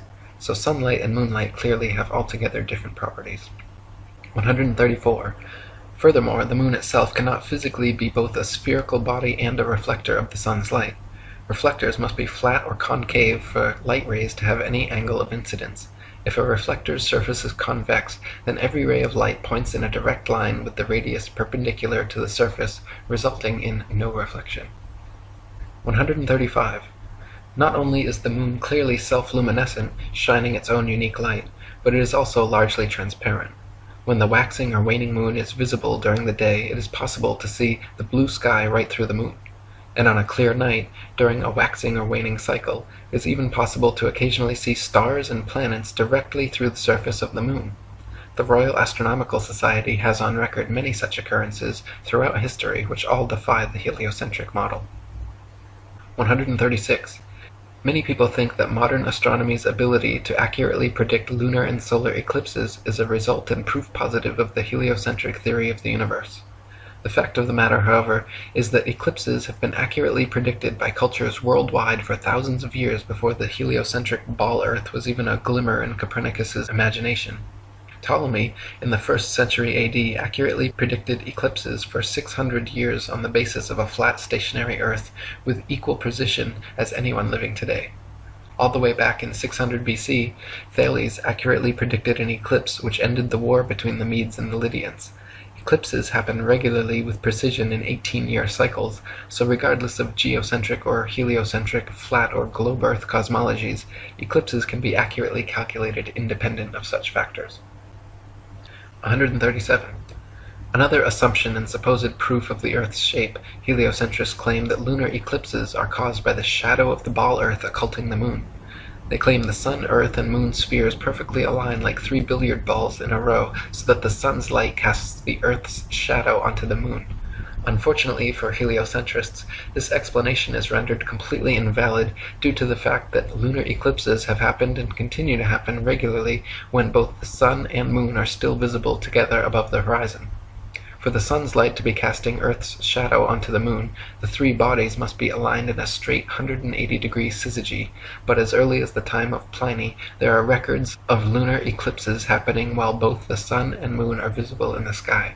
Therefore, the eclipser of the Moon cannot be the Earth or Earth's shadow, and some other explanation must be sought. 138. Another favorite proof of ball earthers is the appearance from an observer on shore of ships' hulls being obfuscated by the water and disappearing from view when sailing away towards the horizon. Their claim is that ships' hulls disappear before their mastheads because the ship is beginning its declination around the convex curvature of the ball earth. Once again, however, their hasty conclusion is drawn from a faulty premise, namely that only on a ball earth could this phenomenon occur. The fact of the matter is that the law of perspective on plane surfaces dictates and necessitates the exact same occurrence. For example, a girl wearing a dress walking away towards the horizon will appear to sink into the earth the farther away she walks.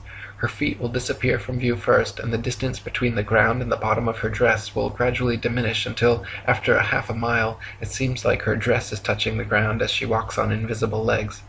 Such is the case on plane surfaces. The lowest parts of objects receding from a given point of observation necessarily disappear before the highest. 139. Not only is the disappearance of ships' hulls explained by the law of perspective on flat surfaces, it is proven undeniably true with the aid of a good telescope.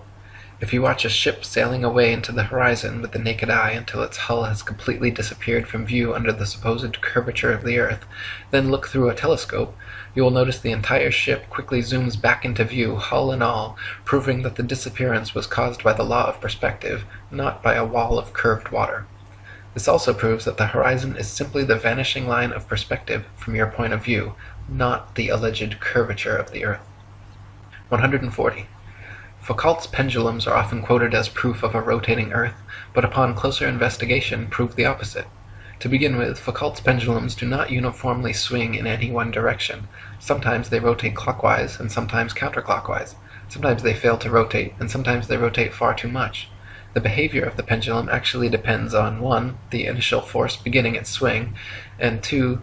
The ball and socket joint, which most readily facilitates circular motion over any other. The supposed rotation of the Earth is completely inconsequential and irrelevant to the pendulum's swing. If the alleged constant rotation of the Earth affected pendulums in any way, then there should be no need to manually start pendulums in motion.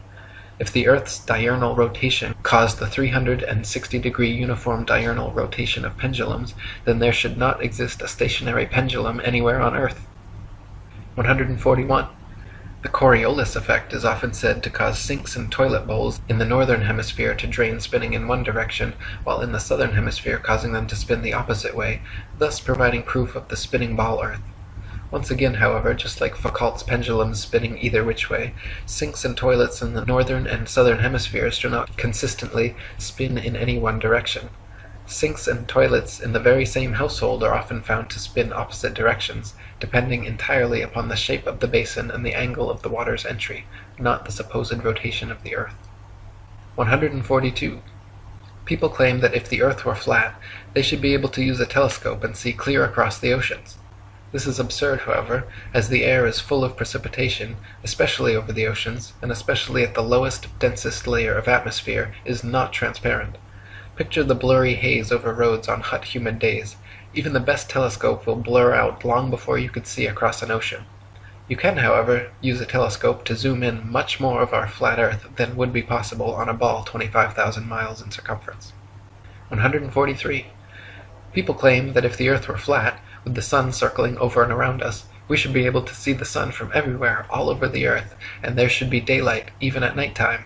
Since the sun is not 93 million miles away, but rather just a few thousand, and shining down like a spotlight, once it is moved significantly far enough away from your location, it becomes invisible beyond the horizon, and daylight slowly fades until it completely disappears.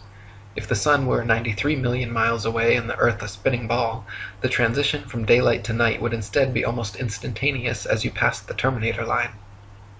144.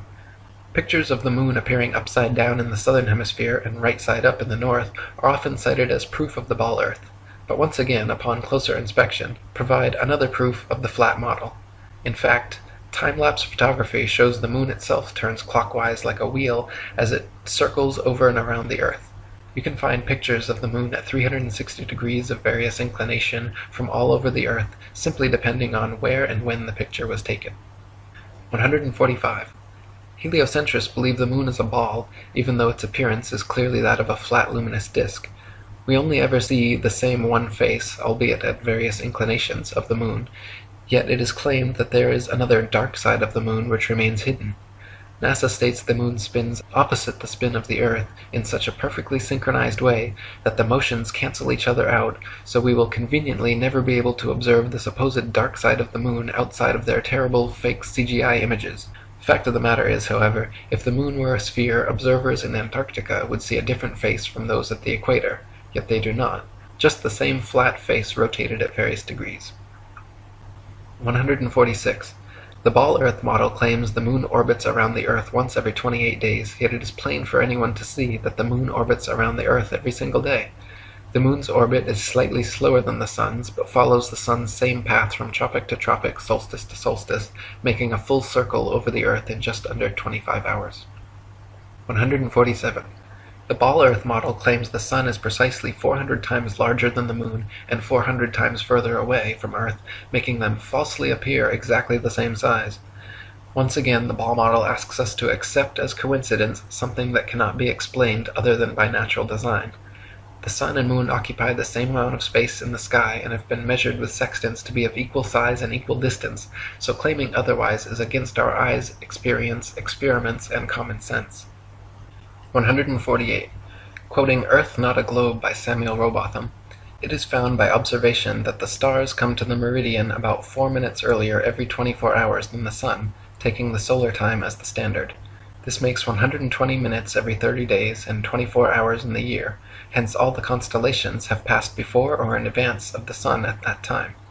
This is the simple fact as observed in nature, but the theory of rotundity and motion on axes and in an orbit has no place for it. Visible truth must be ignored because this theory stands in the way and prevents its votaries from understanding it.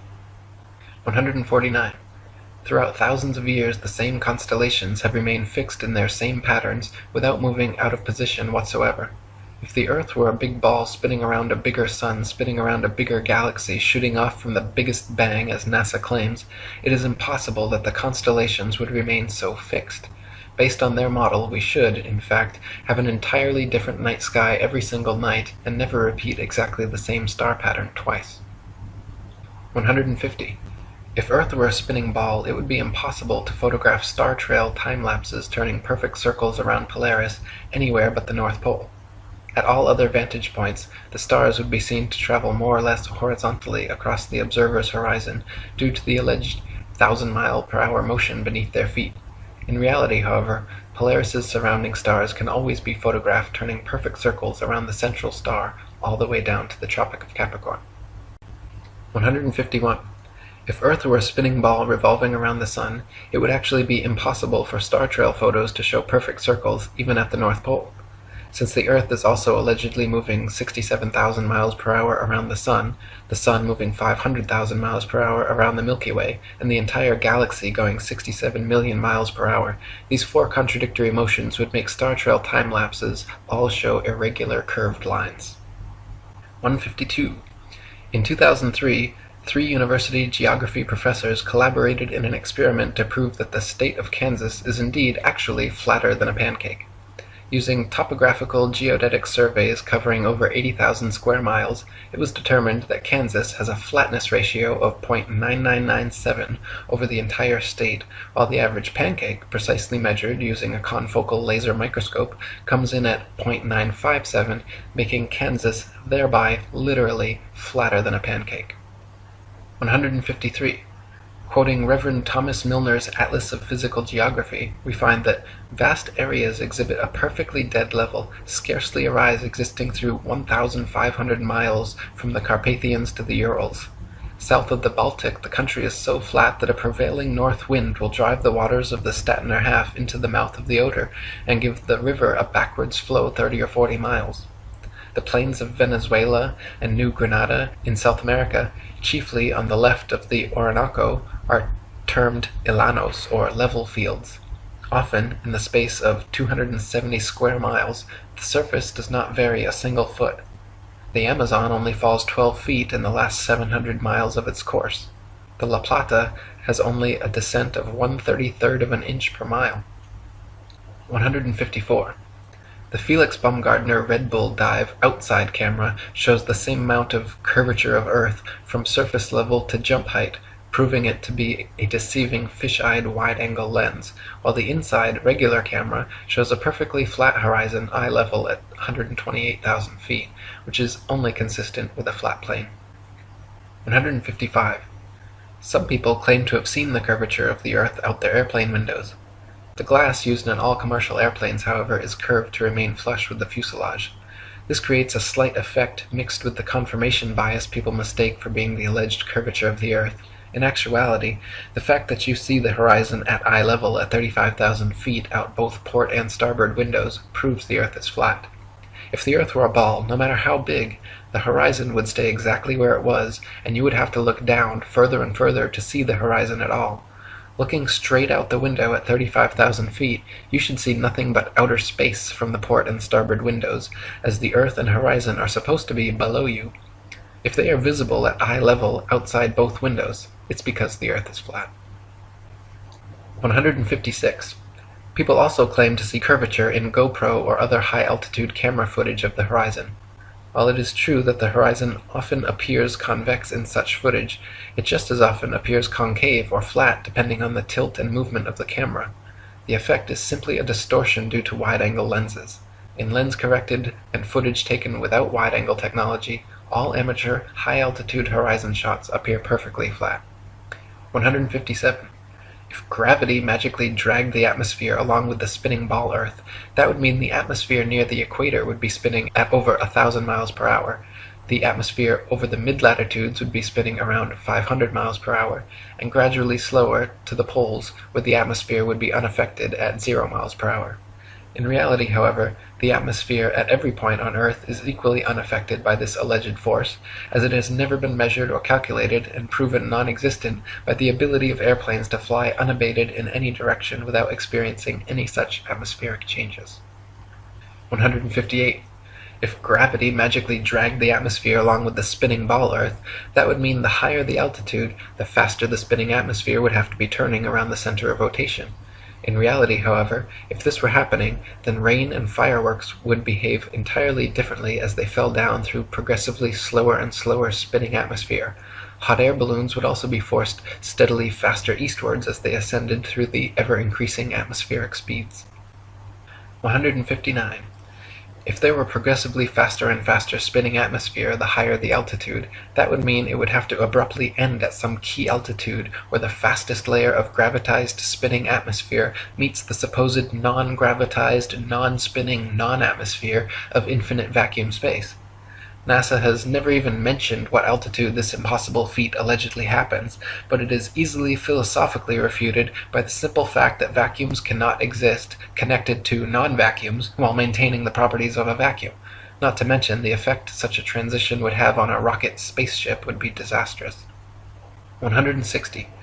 It is impossible for rockets or any type of jet propulsion engines to work in the alleged non-atmosphere of vacuum space, because without air or atmosphere to push against, there is nothing to propel the vehicle forwards. Instead, the rockets and shuttles would be sent spinning around their own axis uncontrollably in all directions like a gyroscope. It would be impossible to fly to the moon or go in any direction whatsoever, especially if gravity were real and constantly sucking you towards the closest, densest body. 161. If Earth were really a ball, there would be no reason to use rockets for flying into outer space anyway, because simply flying an airplane straight at any altitude for long enough should and would send you off into outer space. To prevent their airplanes from flying tangent to the ball Earth, pilots would have to constantly course correct downwards, or else within just a few hours, the average commercial airliner traveling 500 miles per hour would find themselves lost in outer space. The fact that this never happens, artificial horizons remain level at pilots' desired altitudes and do not require constant downward adjustments, proves the Earth is not a ball.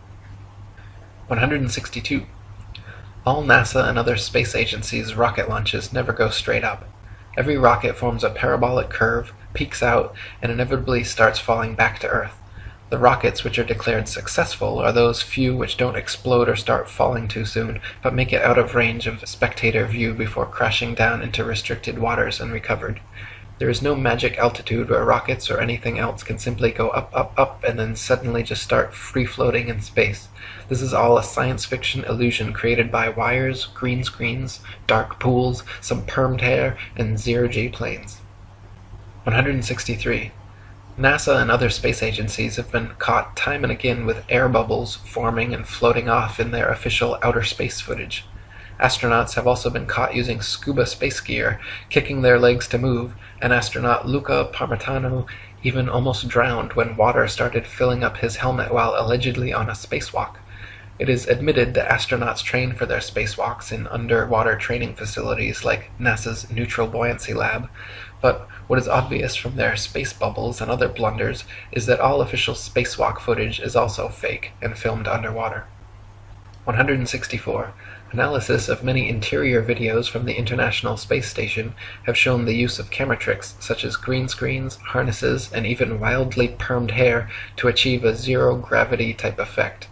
Footage of the astronauts seemingly floating in the zero gravity of their space station is indistinguishable from Vomit Comet zero-G airplane footage.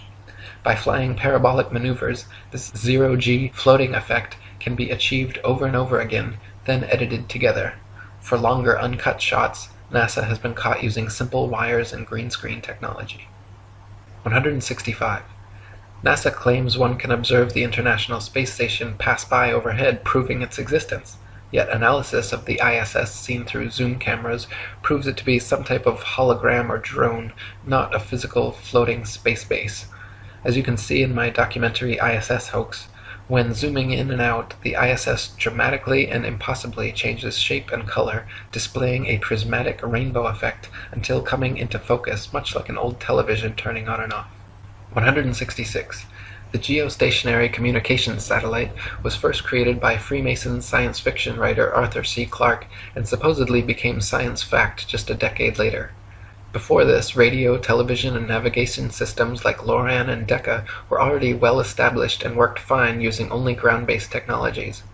Nowadays, huge fiber-optic cables connect the internet across oceans, gigantic cell towers triangulate GPS signals, and ionospheric propagation allows radio waves to be bounced all without the aid of the science fiction bestseller known as satellites. 167. Satellites are allegedly floating around in the thermosphere, where temperatures are claimed to be upwards of 4,530 degrees Fahrenheit. The metals used in satellites, however, such as aluminum, gold, and titanium, have melting points of 1,221, 1,948, and 3,034 degrees respectively, all far lower than they could possibly handle. 168. So-called satellite phones have been found to have reception problems in countries like Kazakhstan with very few cell phone towers. If the Earth were a ball with 20,000 plus satellites surrounding, such blackouts should not regularly occur in any rural countryside areas. 169. So-called satellite TV dishes are almost always positioned at a 45-degree angle towards the nearest ground-based repeater tower. If TV antenna were actually picking up signals from satellites 100 plus miles away in space, most TV dishes should be pointing more or less straight up to the sky. The fact that satellite dishes are never pointing straight up, and almost always positioned at a 45-degree angle, proves they are picking up ground-based tower signals and not outer space satellites. 170. People even claim to see satellites with their naked eyes, but this is ridiculous considering they are smaller than a bus and allegedly 100 plus miles away. It is impossible to see anything so small that far away. Even using telescopes, no one claims to discern the shape of satellites, but rather describes seeing passing moving lights, which could easily be any number of things, from airplanes to drones to shooting stars or other unidentified flying objects. 171. NASA claims there are upwards of 20,000 satellites floating around Earth's upper atmosphere, sending us radio, television, GPS, and taking pictures of the planet. All these supposed satellite pictures, however, are admittedly composite images edited in Photoshop. They claim to receive ribbons of imagery from satellites, which must then be spliced together to create composite images of the Earth, all of which are clearly CGI and not photographs. If Earth were truly a ball, with 20,000 satellites orbiting, it would be a simple matter to mount a camera and take some real photographs.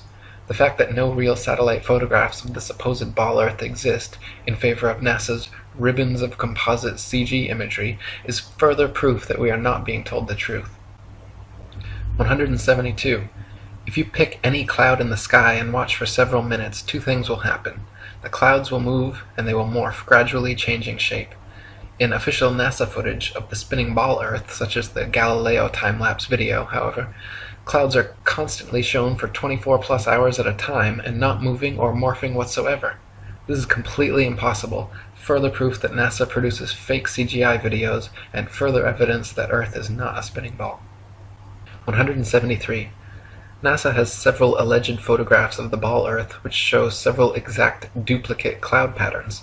The likelihood of having 2 or 3 clouds of the exact same shape in the same picture is as likely as finding 2 or 3 people with the exact same fingerprints. In fact, it is a solid proof that the clouds were copied and pasted in a computer program, and that such pictures showing a ball-shaped Earth are fakes. 174. NASA graphics artists have placed things like faces, dragons, and even the word sex into cloud patterns over their various ball Earth pictures. Their recent 2015 Pluto pictures even clearly have a picture of Disney's Pluto the dog layered into the background. Such blatant fraud goes unnoticed by the hypnotized masses, but provides further proof of the illegitimacy of NASA and their spinning ball planet mythos. 175. Professional photo analysts have dissected several NASA images of the ball Earth and found undeniable proof of computer editing.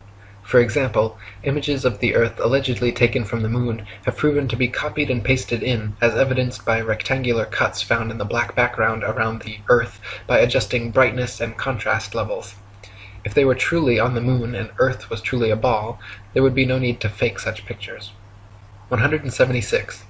When NASA's images of the ball Earth are compared with one another, the coloration of the land and oceans and relative size of the continents are consistently so drastically different from one another as to prove beyond any reasonable doubt that the pictures are all fake. 177. In the documentary A Funny Thing Happened on the Way to the Moon, we can watch official leaked NASA footage showing Apollo 11 astronauts Buzz Aldrin, Neil Armstrong, and Michael Collins for almost an hour using transparencies and camera tricks to fake shots of a round Earth. They communicate over audio with control in Houston about how to accurately stage the shot, and someone keeps prompting them on how to effectively manipulate the camera to achieve the desired effect. First, they blacked out all the windows except for a downward-facing circular one, which they aimed the camera towards from several feet away. This created the illusion of a ball-shaped Earth surrounded by the blackness of space, when in fact it was simply a round window in their dark cabin. Neil Armstrong claimed at this point to be 130,000 miles from the Earth, halfway to the Moon. But when camera tricks were finished, the viewer could see for themselves the astronauts were not more than a couple dozen miles above the Earth's surface, likely flying in a high-altitude plane. 178. People claim Google Earth somehow proves the ball model without realizing that Google Earth is simply a composite program of images taken from high-altitude planes and street-level car cameras superimposed onto a CGI model of a ball Earth. The same could just as easily be molded onto a square Earth or any other shape, and therefore cannot be used as proof of Earth's rotundity. 179. If the Earth were constantly spinning eastward 1,000 miles per hour, then airplane flight durations going eastward versus westwards should be significantly different. If the average commercial airliner travels 500 miles per hour, it follows that westbound equatorial flights should reach their destination at approximately thrice the speed as their eastbound return flights. In reality, however, the differences in east and westbound flight durations usually amount to a matter of minutes, and nothing near what would occur on a 1,000-mile-per-hour spinning ball Earth. 180. The spinning ball model dictates that the Earth and atmosphere would be moving together at approximately 500 miles per hour at the mid-latitudes where LA to New York City flights take place. The average commercial airliner traveling 500 miles per hour takes 5.5 hours traveling east with the alleged rotation of the Earth, so the return flight west should take only 2.75 hours. But in fact, we find that the average New York to LA flight takes 6 hours, a flight time totally inconsistent with the spinning ball model. 181. Flights eastwards with the alleged spin of the ball Earth from Tokyo to LA take an average of 10.5 hours. Therefore, the return flights westwards against the alleged spin should take an average of 5.25 hours, but in actual fact take an average of 11.5 hours, another flight time totally inconsistent with the spinning ball model. 182. Flights eastward with the alleged spin of the ball Earth from New York to London take an average of 7 hours. Therefore, the return flights westwards against the alleged spin should take an average of 3.5 hours, but in actual fact take an average of 7.5 hours, a flight time totally inconsistent with the spinning ball model. 183. Flights eastward from Chicago to Boston with the alleged spin of the ball Earth take an average of 2.25 hours. Therefore, the return flights westwards against the alleged spin should take an average of just over an hour, but in actual fact take an average of 2.75 hours. Once again, completely inconsistent with the spinning ball model. 184. Flights eastward from Paris to Rome with the alleged spin of the ball Earth take an average of 2 hours. Therefore, the return flights westward against the alleged spin should take an average of 1 hour, but in actual fact have an average flight duration of 2 hours and 10 minutes, a flight time totally inconsistent with the spinning ball model. 185. We are told that the Earth and atmosphere spin together at such a perfect uniform velocity that no one in history has ever seen, heard, felt, or measured the supposed 1,000 mile per hour movement.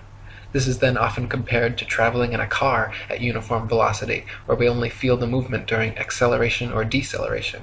In reality, however, even with eyes closed, windows up, over smooth tar in a luxury car at a mere uniform 50 miles per hour, the movement absolutely can be felt.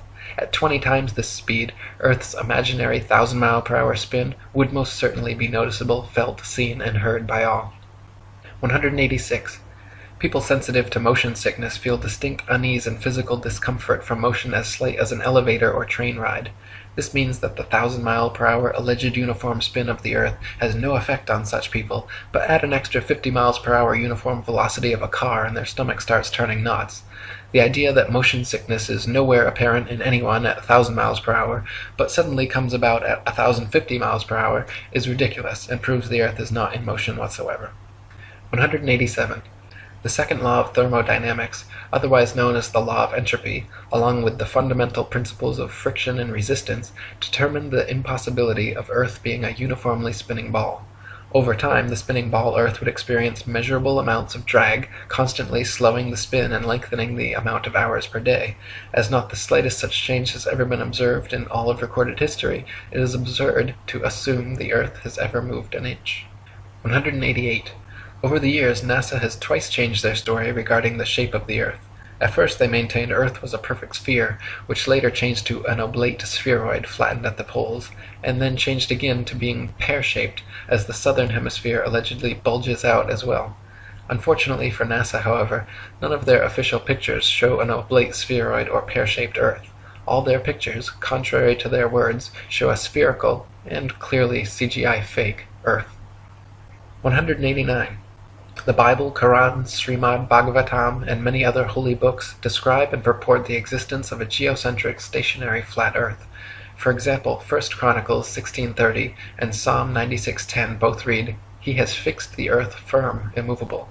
And Psalm 93:1 says, "The world also is established, that it cannot be moved." The Bible also repeatedly affirms that the earth is outstretched as a plane, with the outstretched heavens everywhere above, not all around, giving a scriptural proof the earth is not a spinning ball. 190.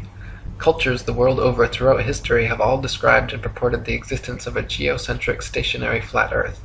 Egyptians, Indians, Mayans, Chinese, Native Americans, and literally every ancient civilization on earth had a geocentric flat earth cosmology. Before Pythagoras, the idea of a spinning ball Earth was non-existent, and even after Pythagoras it remained an obscure minority view until 2,000 years later when Copernicus began reviving the heliocentric theory. 191. From Pythagoras to Copernicus, Galileo and Newton to modern astronauts like Aldrin Armstrong and Collins, to Director of NASA and Grand Commander of the 33rd Degree, C. Fred Kleinknecht, the founding fathers of the spinning ball mythos have all been Freemasons. The fact that so many members of this, the largest and oldest secret society in existence, have all been co-conspirators bringing about this literal planetary revolution is beyond the possibility of coincidence and provides proof of organized collusion in creating and maintaining this multi-generational deception. 192. Quoting Terra Firma by David Wardlaw Scott, the system of the universe as taught by modern astronomers being founded entirely on theory, for the truth of which they are unable to advance one single real proof, they have entrenched themselves in a conspiracy of silence, and decline to answer any objections which may be made to their hypothesis. Copernicus himself, who revived the theory of the heathen philosopher Pythagoras and his great exponent Sir Isaac Newton, confessed that their system of a revolving earth was only a possibility and could not be proved by facts. It is only their followers who have decorated it with the name of an exact science, yea, according to them, the most exact of all the sciences. Yet one astronomer royal for England once said, speaking of the motion of the whole solar system, "The matter is left in a most delightful state of uncertainty, and I shall be very glad if anyone can help me out of it." What a very sad position for an exact science to be in is this. 193. No child or unindoctrinated man in their right mind would ever conclude or even conceive, given to their own devices, based on their own personal observations, that the earth was a spinning ball revolving around the sun. Such imaginative theories, nowhere present in anyone's daily experience, require and have required massive amounts of constant propaganda to uphold the illusion. 194. From David Wardlaw Scott. I remember being taught when a boy that the earth was a great ball revolving at a very rapid rate around the sun, and when I expressed to my teacher my fears that the waters of the oceans would tumble off, I was told that they were prevented from doing so by Newton's great law of gravitation, which kept everything in its proper place. I presume that my countenance must have shown some signs of incredulity, for my teacher immediately added, "I can show you a direct proof of this. A man can whirl around his head a pail filled with water without it being spilt, and so, in like manner, can the oceans be carried round the sun without losing a drop." As this illustration was evidently intended to settle the matter, I then said no more upon the subject. Had such been proposed to me afterwards as a man, I would have answered somewhat as follows.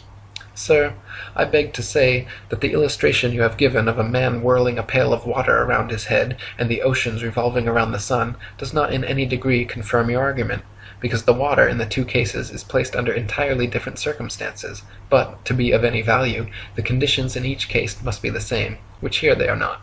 The pail is a hollow vessel which holds the water inside it, whereas, according to your teaching, the earth is a ball, with a continuous curvature outside, which, in agreement with the laws of nature, could not retain any water. 195.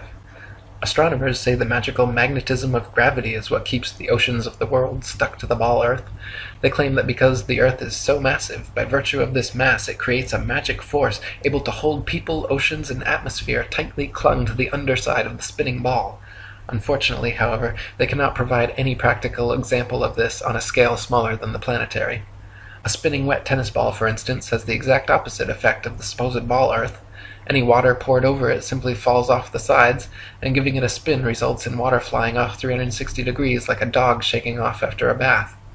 Astronomers concede the wet tennis ball example displays the opposite effect of their supposed ball earth, but claim that at some unknown mass, the magic adhesive properties of gravity suddenly kick in, allowing the spinning wet tennis ball earth to keep every drop of gravitized water stuck to the surface.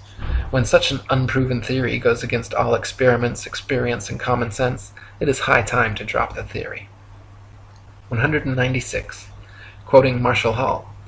In short, the sun, moon, and stars are actually doing precisely what everyone throughout all of history has seen them do. We do not believe what our eyes tell us because we've been taught a counterfeit system which demands that we believe what has never been confirmed by observation or experiment. That counterfeit system demands that the Earth rotate on an axis every 24 hours at a speed of over 1,000 miles per hour at the equator. No one has ever seen or felt such movement, nor seen or felt the 67,000 mile per hour speed of Earth's alleged orbit around the Sun, or its 500,000 mile per hour alleged speed around a galaxy, or its retreat from an alleged Big Bang at over 67 million miles per hour. Remember, no experiment has ever shown the Earth to be moving. Add to that the fact that the alleged rotational speed we've all been taught as scientific fact must decrease every inch or mile one goes north or south of the equator, and it becomes readily apparent that such things as accurate aerial bombing in World War II down a chimney from 25,000 feet with a plane going any direction at high speed would have been impossible if calculated on an Earth moving below at several hundred miles per hour and constantly changing with the latitude. 197. Some people claim there is no motive for such a grand-scale deception, and that flat or ball makes no difference. By removing Earth from the motionless center of the universe, these Masons have moved us physically and metaphysically from a place of supreme importance to one of complete nihilistic indifference. If the Earth is the center of the universe, then the ideas of God, creation, and a purpose for human existence are resplendent. But if the Earth is just one of billions of planets revolving around billions of stars in billions of galaxies, then the ideas of God, creation, and a specific purpose for Earth and human existence become highly implausible. By surreptitiously indoctrinating us into their scientific materialist sun worship, not only do we lose faith in anything beyond the material, we gain absolute faith in materiality, superficiality, status, selfishness, hedonism, and consumerism. If there's no God and everyone's just an accident, then all that really matters is me, me, me. They've turned Madonna, the mother of God, into a material girl living in a material world. Their rich, powerful corporations with slick sun cult logos sell us idols to worship, slowly taking over the world while we tacitly believe their science, vote for their politicians, buy their products, listen to their music and watch their movies, sacrificing our souls at the altars of materialism. To quote Morris Klein, the heliocentric theory, by putting the sun at the center of the universe, made man appear to be just one of a possible host of wanderers drifting through a cold sky. It seemed less likely that he was born to live gloriously and to attain paradise upon his death. Less likely, too, was it that he was the object of God's ministrations. 198. Some say that the idea of an intergenerational worldwide conspiracy to delude the masses sounds implausible or unrealistic, but these people need only familiarize themselves with the works and writings of Freemasons themselves, for example John Robison, who exposed this in his 1798 book, Proofs of a Conspiracy Against All the Religions and Governments of Europe, carried out in the secret meetings of the Freemasons, Illuminati, and Reading Societies. Supreme Commander of the 33rd Degree Albert Pike was quite forthcoming in several letters regarding the Masons' ultimate goal of world domination, and the Zionist Protocols of the Learned Elders of Zion, the exact plan by which this would be and has been carried out, is completely disclosed. 199. From Foundations of Many Generations by E. Eschini. The only thing the fable of the revolving earth has done, it has shown the terrible power of a lie. A lie has the power to make a man a mental slave, so that he dares not back the evidence of his own senses, to deny the plain and obvious movement of the sun he sees before him, when he feels himself standing on an earth utterly devoid of motion. At the suggestion of someone else, he's prepared to accept that he's spinning furiously around. When he sees a bird flying and gaining over the ground, he's prepared to believe that the ground is really traveling a great number of times faster than the bird. Finally, in order to uphold the imagination of a madman, he is prepared to accuse his Maker of forming for him a sensiferous lie. 200. Finally, from Dr. Robotham. Thus we see that this Newtonian philosophy is devoid of consistency.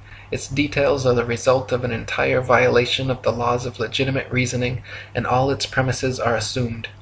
It is, in fact, nothing more than an assumption upon assumption, and the conclusions derived therefrom willfully considered as things proved, and to be employed as truths to substantiate the first and fundamental assumptions. Such a juggle and jumble of fancies and falsehoods, extended and intensified as in theoretical astronomy, is calculated to make the unprejudiced inquirer revolt with horror from the terrible conjuration which has been practiced upon him, to sternly resolve to resist its further progress, to endeavor to overthrow the entire edifice, and to bury in its ruins the false honors which have been associated with its fabricators, and which still attach to its devotees. For the learning, the patience, the perseverance, and devotion for which they have ever been examples, honor and applause need not be withheld, but their false reasoning, the advantages they have taken of the general ignorance of mankind in respect to astronomical subjects, and the unfounded theories they have advanced and defended, cannot be otherwise than regretted.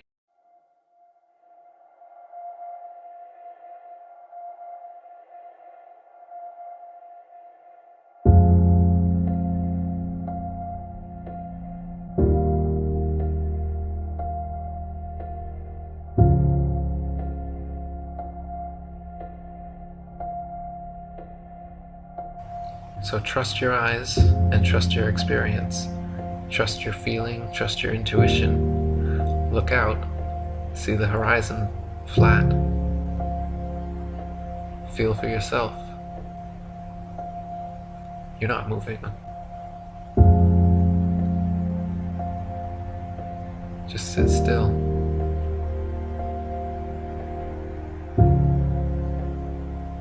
Just sit still for a second.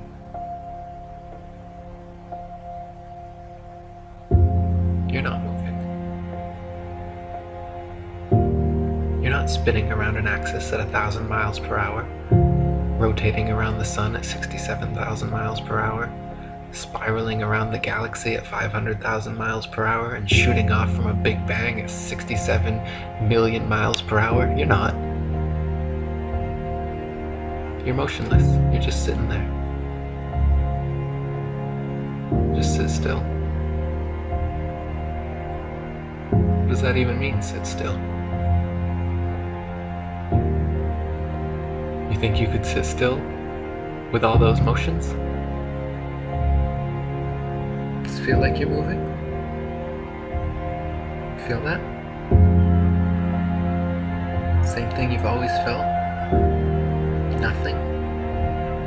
Ever? Nobody's ever felt movement?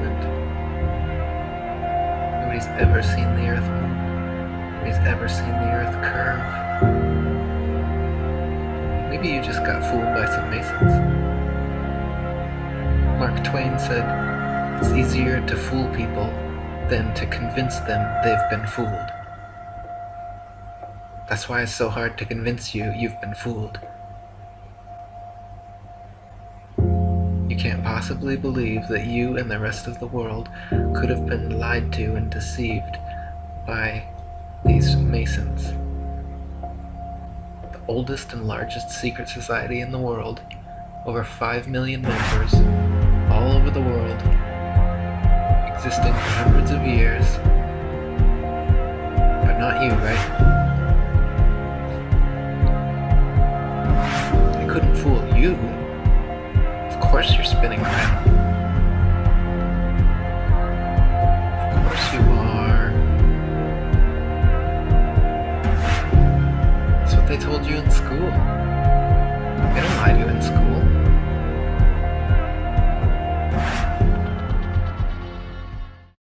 I know you're out there. I can feel you now. I know that you're afraid. You're afraid of us. You're afraid of change. I don't know the future. I didn't come here to tell you how this is going to end. I came here to tell you how it's going to begin.